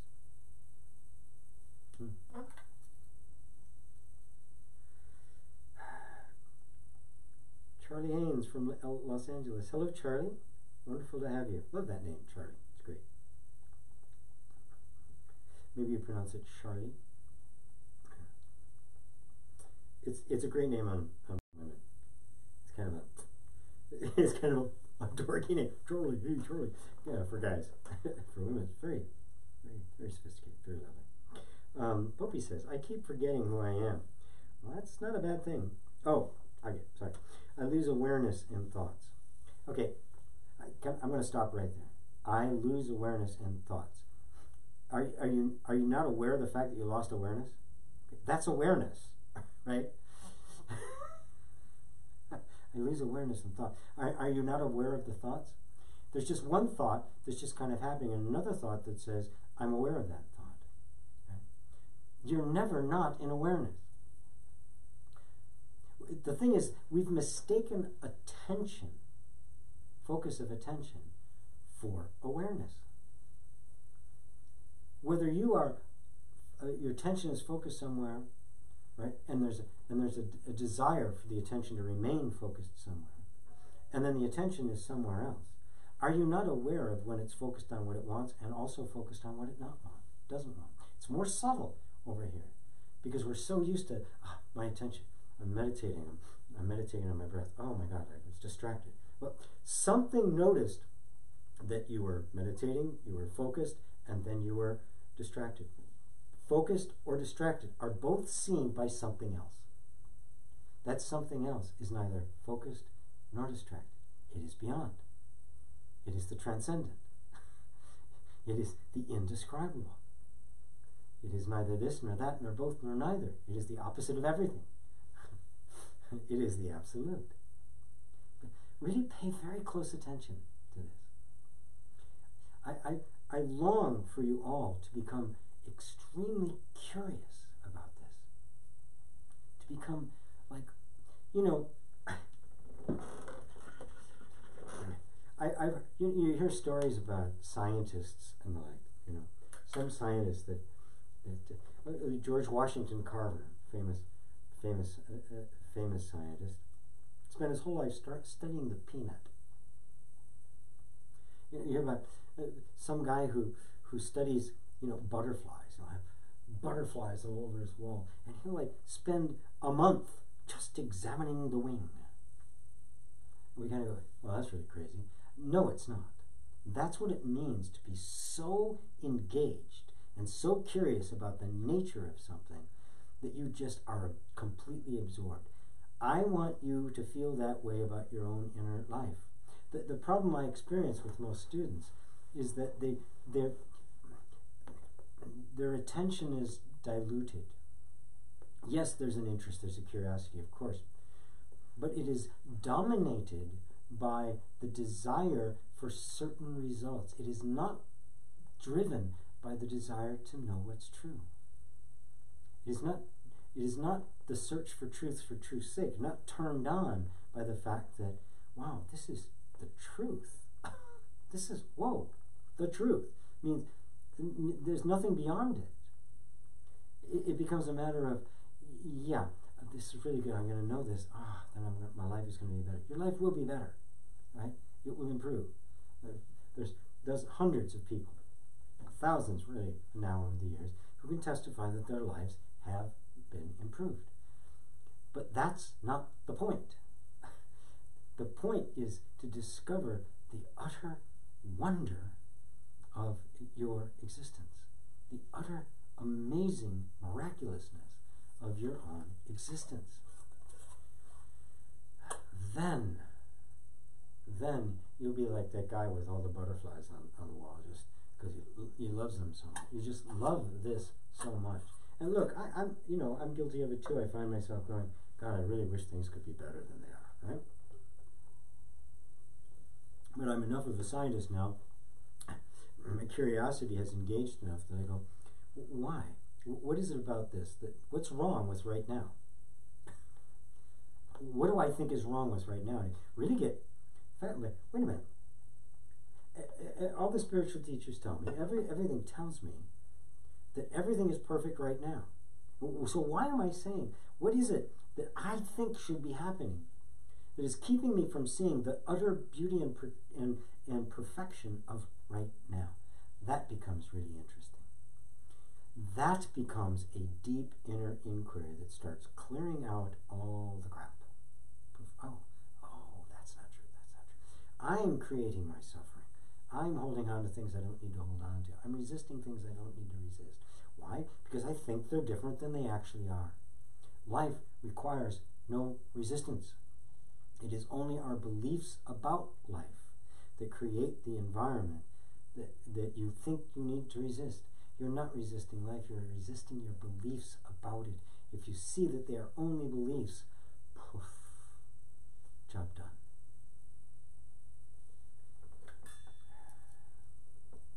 Did that help you, Poppy?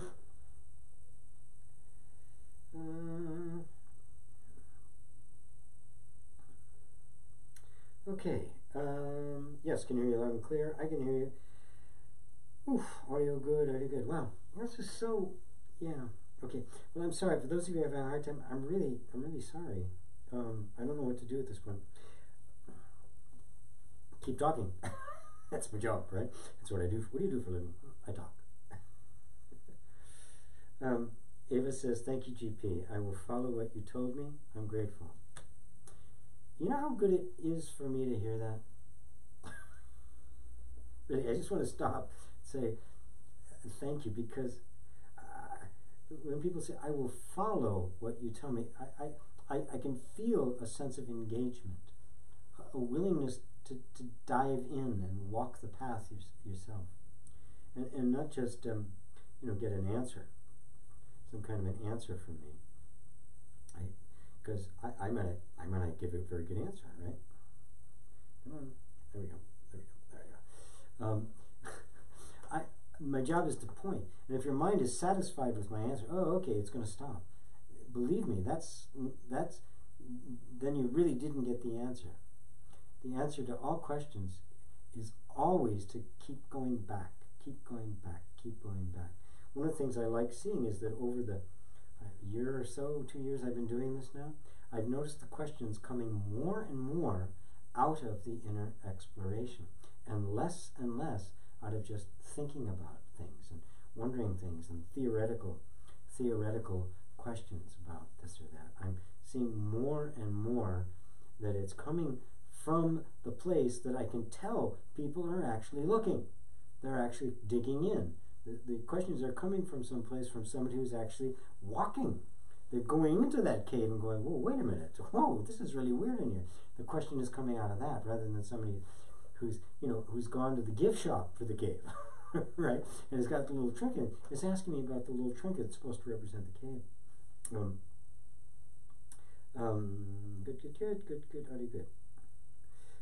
So I love it when I hear that. Hi, GP. This is Mark. Says, recently I've been having attacks from my mind. It's been bringing out its big guns. I don't know if it's a good thing or a bad thing. The mind says it's bad. Of course it does. Isn't it funny? The mind attacks you and then tells you it's a bad thing. Wait a minute. Yeah. But it would do, wouldn't it? But it would do that. Yes. Thank you. Beautiful, Mark. Yeah, the mind reacts because you're. Muji said, somebody asked a very simple question. Muji says, it's reacting because you're onto something. When you start probing in these places, a lot of stuff is going to come up. Old stuff, ancient stuff is going to come up. Ancient resistance, ancient attachments, ancient false beliefs. That doesn't mean it's going to take you 1,000 years or 10 more lifetimes to undo it. It doesn't. The moment it's seen, it's gone. Right? Stand back. Do not be blown away by the severity of what can come up. I can tell you, over the time I was doing this retreat, the 12 days,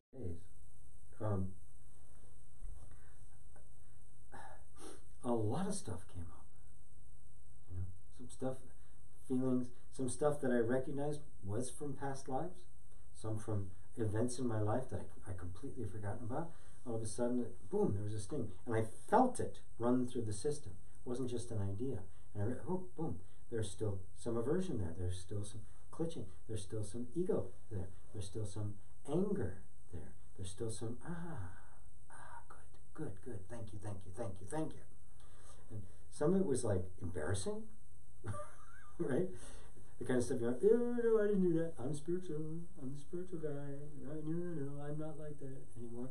And there it was. I was like, oh, okay, thank you. And you just let it run through the system, but you don't react again. Yeah. Remember, the mind isn't a thing that is attacking you. That term, the mind is attacking, and people use it all the time in spiritual terms. And I've used it sparingly to explain what it is, because it is the reactive pattern of thought and feeling. And of course, the attack, notice when the mind attacks, I'll say this in a second, it is a reactive pattern, nothing more. The mind is not a thing, it is not that exists independently of you, that is attacking you. It's all you, right? It's a disowned aspect of you. It's a part of you that now appears to be separate from you and is fighting you. But all it is a pattern of thought that is reacting because you're knocking it out of its pattern. And of course, what's it want to do? Go back to the pattern, right?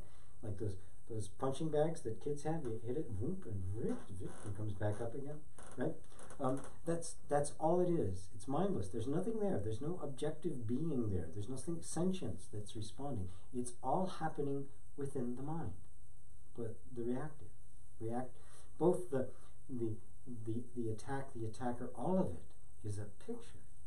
Now, two ways to deal with it. The first way, you have to do this first before you go to the other way, so you don't try to bypass that. When that happens, put your attention on the body. Go into the feeling that's going on, because that's what you're recoiling from. If the mind was just saying something, you go, yeah, whatever, right? You know, like something blah blah blah blah blah blah blah in your ear, right? You just, yeah, whatever. But there's something. There's a feeling of tension. There's a feeling of resistance, of pushing away. I don't want this. I don't want this. What happens if you were to just go, do it? Give me your best spot. Give me your best shot. Go ahead.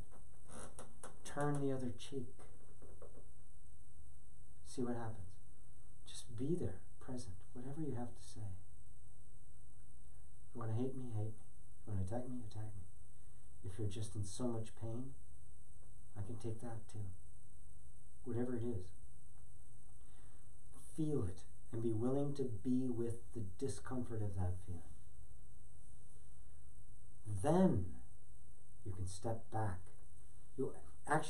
Then you will find that when you are willing to be with all the feelings that go with it, all the sensations, the reactions, without suppressing them and without expressing them, without trying to get rid of them, without trying to go somewhere else, without trying to either avoid or clutch to anything, then you will find you've very naturally fallen into this place of the one who is simply perceiving the entire thing. The entire thing is happening, and you're witnessing it. And suddenly there'll be this enormous love that will come up. This enormous feeling of, it's okay. It's like this wounded animal that you have enormous compassion for. Plus you also see the unreality of it, the mindless pattern of it, the robotic nature of it. And suddenly there's just this open spaciousness. Then it will begin to dissipate. And it won't even matter if it attacks. Right now, the attack is because you don't want it to. You want it to be something else. Don't. Let it be what it is. And again, go into the feeling of it. Your mind will say, oh, it's an attack. Boom, like this. Is it? Is it an attack? Is there really something trying to get me? Or is there just this reactive pattern going on, feelings going on? Dive into it. Dive into it. You'll find you'll go right past the attack. Attack is just an idea, just a thought. There's just feelings happening. Feelings of whatever they might be. They can be grief, they can be sorrow, they can be anger, they can be very intense, right? Or they can be very, very subtle. And you'll have both simultaneously. There's just a disowned part of yourself that's wounded, that's hurt. And the more present you are, the more comes out. And you'll find that idea that it was an attack is way back, it's gone. Right? It has nothing to do with an attack. It is simply a reactive pattern.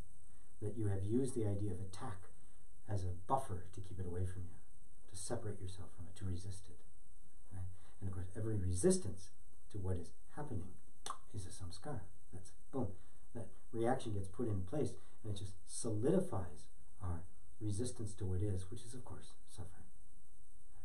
Is that helpful for you, Mark?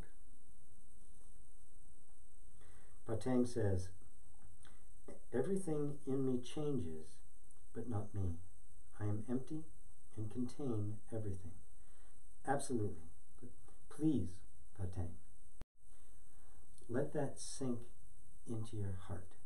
Don't let that stay at the level of the mind. Don't let that be just a thought. Let this be an opening. There's this light that is shining now through the mind that says, I'm seeing it. Stay with the seeing of it. Everything is changing. I'm not. Everything is changing. I'm not. What am I? Who am I that's not changing? Keep going. Keep going. Keep going. Don't let it be. It's funny, when I hear you say that, everything in me is changing, but not me, I can hear truth in it. I can hear your seeing of it. The next phrase, I'm empty and contain everything. I'm not hearing the same level of truth. That's kind of the first one is felt, and then the mind picked it up and is applying spiritual ideas that it's heard there, instead of, so stay with the first one. Forget the second one about the emptiness and containing everything. Can you feel it's qualitatively different? The first one has got guts to it, right? It's got, right? Something real is there. Stay with that. I'm witnessing all of these changes happening, but I'm not changing. Now, use that as a way to drop all your resistance to the changes. That's where the rubber meets the road. If you drop your resistance to those changes, you will find the equanimity that you're looking for. Thank you. Thank you for that. David Smith, thank you for the explanation. If I'm understanding that quote by Maharaj correctly, then death and deep sleep are an illusion. Or is there another interpretation? Let's see. Those of you who may have just joined, let me see if I can go back really quick to find the quote. I can't do it. Anyway, death and deep sleep are an experience.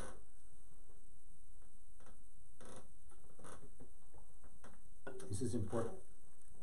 Oftentimes, there is an experience we have that the mind has labeled deep sleep, death, dream, waking, etc. They're all experiences that we do have, right? So we don't want to deny the experiences were actually happening. What we want to investigate is our beliefs about them, so we get to the purity of the experience itself. When we do, we find we know exactly what it is. And we simultaneously find that while we are experiencing it, we are something other than that. Yes, death is experienced. I'm not dead. Deep sleep is happening. I'm not asleep. Dreaming is happening. I'm not dreaming. I'm always there, having the experience. And then it becomes less and less about what experience is happening, and more about the one having the experience. Because, you know, look, right now, you could be in an insane asylum somewhere looking at a wall, thinking you're watching some guy on YouTube, right? Everything you experience could be a total hallucination. Right? But the fact that you're experiencing it is not. So we can't find the truth in what is being experienced. We can only find the truth in the experiencing itself. That's where the truth lies. So it's really important to say, when you say they're an illusion, what does that mean? Experience is not an illusion. The illusion is what is the imaginary ideas we have about it that are projected on it. It's the story of the snake and the rope, where the man goes to his barn in the morning, early in the morning, even before the sun is up, and there, coiled in the corner, is a snake. He's terrified. Big snake. Whoa, big snake, coiled, ready to strike. He runs off, grabs all the neighbors. They all come with torches and pitchforks and long poles, and they go in to rid the guy of the snake, the neighborhood, because you can go from there to any one of the houses, right? And in they go, and yes, there it is. And they're all terrified of it, right? And then eventually somebody says, how do we get it? We got to get out of here. Okay, well, we're already here now. We're going to throw a rock at it and get it to move. Right. They go, they throw the rock, nothing moves. Oh, okay. So they get a little boulder, some guy with a big long pole starts, well, maybe it's dead, right? And finally somebody else sticks a pitchfork in it, right? To try to hold it. And finally they get the torches close enough. It's not a snake at all. It's a rope. They all have a good laugh. They make fun of the guy. Make fun of themselves. You get the point. The rope was really there. The rope represents the actual experience of life as it is. The snake represents the illusion, what is projected on it. We have to rid ourselves of the illusion of it. So that doesn't mean that sleep and death aren't real, in the sense that they aren't an experience that is had. Right? They're just not what we think they are. Yeah, every night we go into deep sleep. That is, deep sleep is simply you are there, you are aware, but there's no content. Zero. Not a single thought. And thank God, every day you have respite from the endless, relentless, silly, stupid thoughts that we have all day. We would all be insane if we didn't. If that gift, if God didn't mercifully bestow upon us deep sleep. And the same is true of death. Everything comes and goes. Death is an illusion in the sense that you don't actually die. And that you discover that everything comes and goes, including this body. The experience of your body is going to end. It's been changing constantly from the day you were conceived until the day it's just, it runs out of steam and just collapses and goes back into the elements. And you experience that dissolution, and you're still there. And then you have another experience in between, and then another body appears. This is the way it goes. And the more you recognize yourself as that which is the witness of it, even death becomes just an experience. Ah, I see. And the in-between death becomes an experience. People talk about, seeing the Akashic records and the karma committee that's going to discuss. But all of that too is just an experience. It's just another thing that's happening with no more truth to it than the truth of this. It is simply another phase of experience. And the more you see that, the less and less intimidated you will be by it. The less and less you will grasp, hold on to life, which is why death exists. It exists to show us that there's nothing to hold on to. Don't hold on, you can't. It's a waste of time. Instead, savor this moment. Let this moment be precious, because it will end. Every single moment becomes itself a birth and a death, a birth and a death, and a birth and a death. I remember fondly my children. I remember the wonderful opportunity to move from Chicago to San Francisco. My kids were like 4 and 5 years old. I think 4, 5, 6, somewhere around there. Right? I remember it vividly. Going over the Mississippi River, we stopped where they had little balls they could throw into the river and watch it go all the way down to the river and then float away. We drove all the way from Chicago through Colorado down into Arizona, back up into San Francisco. I grew up. We never went anywhere. I never went anywhere. There's this incredible journey we had, and I remember it so vividly. And yet, that's dead. That's a harsh word to use. It's gone for good. The 4 and 5-year-old, gone for good. The 10-year-old, gone for good. 25-year-old. My son's now 43. He'll be 43 in June, and he'll be 45 the following December. He just turned 44 this December. And they're dead. They're gone. Right? That is gone. It's so precious to me, but it's gone. And I can't ever get that back. This is the nature of things. If we accept the nature of things as they are, we stop suffering. We only suffer because we want things to be different than they actually are. And this is what I keep encouraging. Dive in, dive in, dive in. Find out what's really there. And then challenge your assumptions about what there. Let go of what isn't really there, what you just think is there, what you want to be there, and let yourself become immersed in what is there, and it will end suffering. And you will find even death will lose its sting. It will be simply another thing to let go of. Oops, sorry. Mark says, that's very pure and clear. Thank you, GP, so much. You're very welcome, Mark. Ducks. Hi, Ducks. I fainted once and have no recollection whatsoever. I do not remember observing the experience. Just a pitch-black moment of compressed time. Did I stop existing? Well, that's an interesting question. You stopped existing and then started existing again? I mean, if you really examine that, you see, no. The thing is that we're so used to measuring existence by the flow of content. When we experience something like unconsciousness, which we do every night in deep sleep, right? There's no sense of time. There's no sense of identity.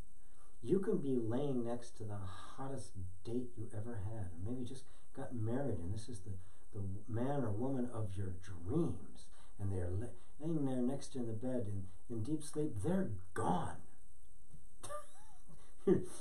You're gone. Everything you know about yourself is gone.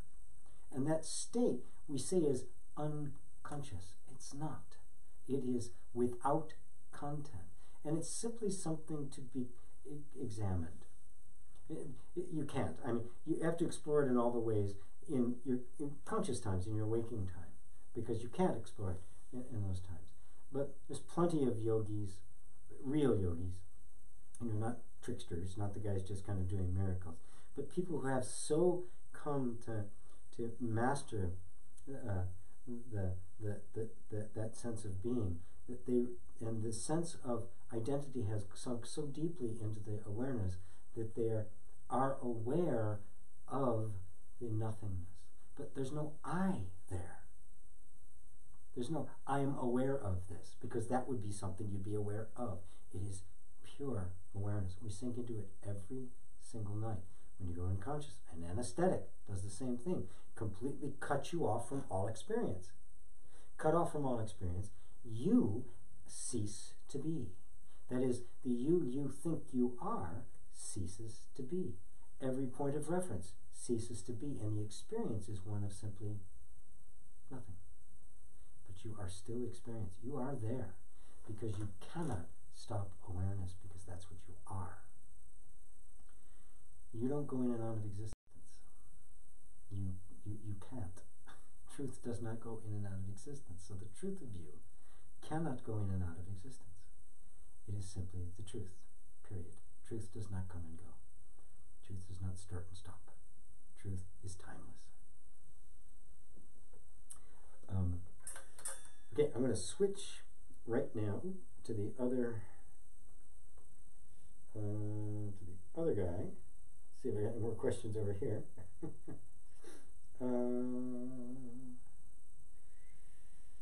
Okay, Kyle. Hi, Kyle. When beginning to understand all this, after all the conditioning of the mind, is it a gradual process to grow deeper in this understanding? There are still anxieties that hold me back. Advice? LOL.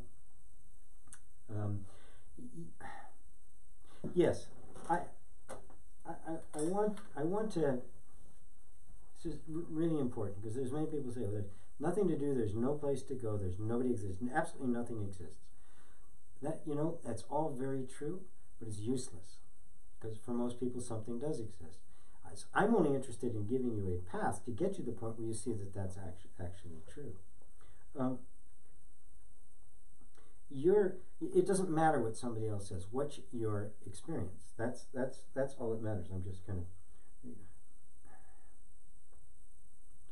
So the actual awakening itself isn't gradual. It's not the result of a process. It's not really the result of a path. To think that it is will make it itself just an experience. If awakening is, if enlightenment is what it is purported to be, it cannot exist in time. It is not the result of anything. It can't have a cause. It can't have a beginning. Because if it did, it would then have an end, and it would be like any other experience. So enlightenment must be something else. It must be the experience of timelessness, which is an oxymoron, because you can't experience timeless. You can only experience that which is in time. So it is the realization of timelessness. And yes, there is something you can do. And I've been talking about it all day. Right? Start with your feelings. Start with what you are experiencing right now. And begin to dismantle the illusions of the mind. What the mind says is happening. And then don't make a new thing. The spiritual teacher says, oh, this is what's happening. Don't do that. Right? These are only pointings and guidelines so that you can go for yourself and see it. And go, yes, I see that. I see that. Simultaneously, you are breaking down all of the beliefs about being something other than what you actually are until there's nothing left but you. And then realization of the timeless, that is, the timeless realizing itself, happens. So that's what self-realization is. The very first thing the Buddha said after his enlightenment, when he came out, and when he went in and sat down under the Bodhi tree to find enlightenment, he had gone through years of austerity. I mean, he was half dead. In fact, he had followers, right? And he realized that tormenting the body was not the means to awakening. It was not the way to end suffering. People would ask, well, why would he even think about that? Well, what he was doing was exactly what I've been talking about, which is to try to overcome your aversion. Right? See through the illusion of what you think this is. Is this intolerable? The mind says it's intolerable. Is it? And so he drove himself to the utter ends, and then realized that it didn't work. It simply didn't work. And he was laying there half dead. Imagine, we have that thing of Buddha, these beautiful statues. He looks so pristine and beautiful, and you see most of him, he's really good looking, right? They've got like the 30-year-old version of him rather than the 80-year-old version of him, which he died at 80. They don't have that version of him. Especially if you look at the Thai images, just the most gorgeous bodies on these Buddhas. It's really quite enviable. Well, here he is. He's laying on the ground. Imagine he's naked, right? He doesn't bathe. He doesn't cut his hair, cut his beard. He looks like a homeless guy. He's so skinny. He's barely alive. He's gaunt. He's just horrifically looking. And some young girl, takes pity on him and gives him this rice milk, or it's almost like ice cream. It's a sweet what he was given. His followers, seeing him do this, they go, I give up. This guy, he's broken it, and off they go. And after he was nourished and he had some energy in his body, it's when he went to the Bodhi tree, he sat down and said, I am not getting up. I am not moving from this place until I have found the answer to suffering. And when he sat down there, that's what he looked like. He wasn't this beautiful, the pictures we see under the tree. Right? He was this really half-dead looking guy. And she said, I'm not doing it. I'm not moving. And then, much later, after the enlightenment, after seeing simply exactly what I'm telling you, he came out, and even with this horrific look that he had, that was still there was a glow. There was this emanating glow coming from it. And somebody just, who are you? That was the question they asked. And his answer was, I am the Buddha. It's a Sanskrit word. It simply means, I am the awakened one. Not one who has awakened, not an awakened person. You'll hear it referred to often in a lot of different Buddhist teachings. He was someone who attained the awakening. Very much still thinking of him as somebody, the picture they hold in their mind. It's not what he said. I am the awakened one. The one that is awakened to itself. The timeless that is awakened to its timelessness. I am not process. This is not me who has fulfilled now all the details and I'm an enlightened being. Being aware of itself. The name stuck, obviously, became known as the Buddha, the enlightened one. But that's the meaning behind it. It's important to grasp that. That which is in you, that is struggling to awake, isn't you. It isn't this person. It's you. It is the real you that is awakening to itself. That it is not this person. I'm not the one in the dream. The one in the dream, GP is the one in the dream. I am not the one who awakens. Awaken to the fact that, I am not GP. Never been GP. Nice guy, like him, it's fun, but I'm not him. I'll enjoy him as long as he lasts. I'm not going to hold on to him, because he's going to go, but I'm not.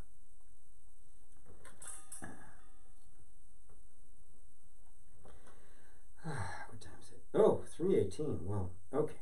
I am going to have to call it quits at this point. It's been a long day. It has been a long day. It's been a long couple of weeks. But I'm back. I'll resume the normal schedule. I'm going to be doing a class this coming Thursday, the 28th. And it's going to be a very novel approach to the subject that is very important to all of us, and that's romantic love. I've really gone back and forth a lot about some of the classes that what should I do, because this is what I love. Being in a format where I can speak just absolutely as precisely and as accurately about non-dual truth as I possibly can is what I love the most. But at the same time, I'm kind of in the business of building bridges. Right? And one of the areas in which enormous suffering is happening right now on the planet, besides the area of world power and greed, which I will address in another class I'm preparing to give in the next couple of months, called the scarcity delusion. This one I want to address towards the idea of our deepest, most intimate relationships, which are a reflection of this inner inquiry. All of our external relationships are a reflection of this. So it's called the Vibrational Being's Guide to Romance.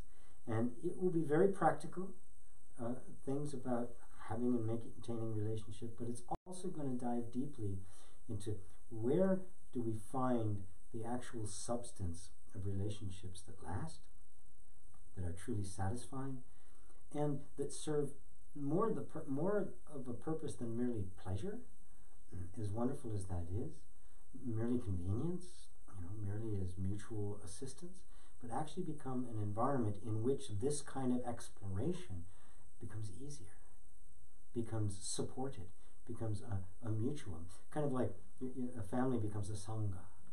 It's a place where we are all committed together to walking this path towards the realization of who we really are.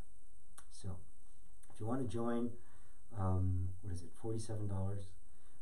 As always, if that's a hardship, let me know. Just let me know. Support at masterheartinstitute.com. If it's difficult, there's not a single class I've ever given that there's not been people in it who have not been able to pay. I never turn away somebody if they honestly have a need. But if you can, then it helps keep the lights on, helps keep all of this going. So you just go to gpwalsh.com/deep-dive, and it'll take you to the page, and it'll tell you about the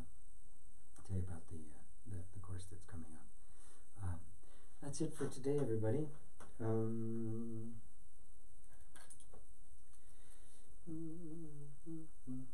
Yeah, I've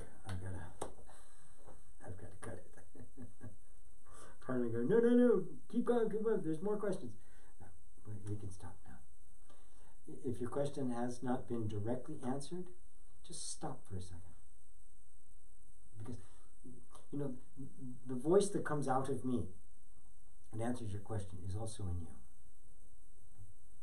Sit with the question, but most importantly, sit with the feeling. What's the feeling that behind it that is driving the question?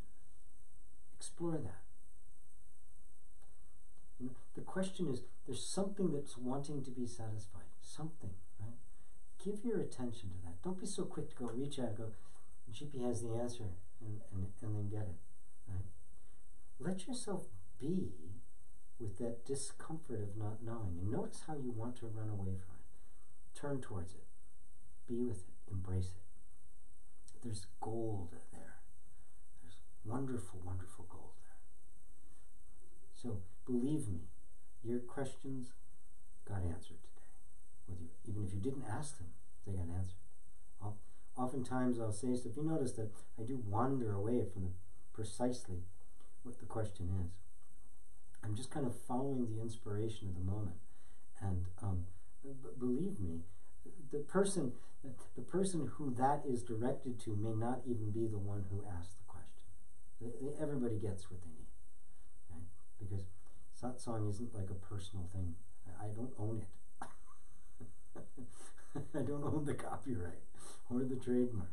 You know, this is the one, the Buddha, unfolding itself to itself. So, on that note, dear friends, thank you for being here. So good to be back, and I love you all. Namaste.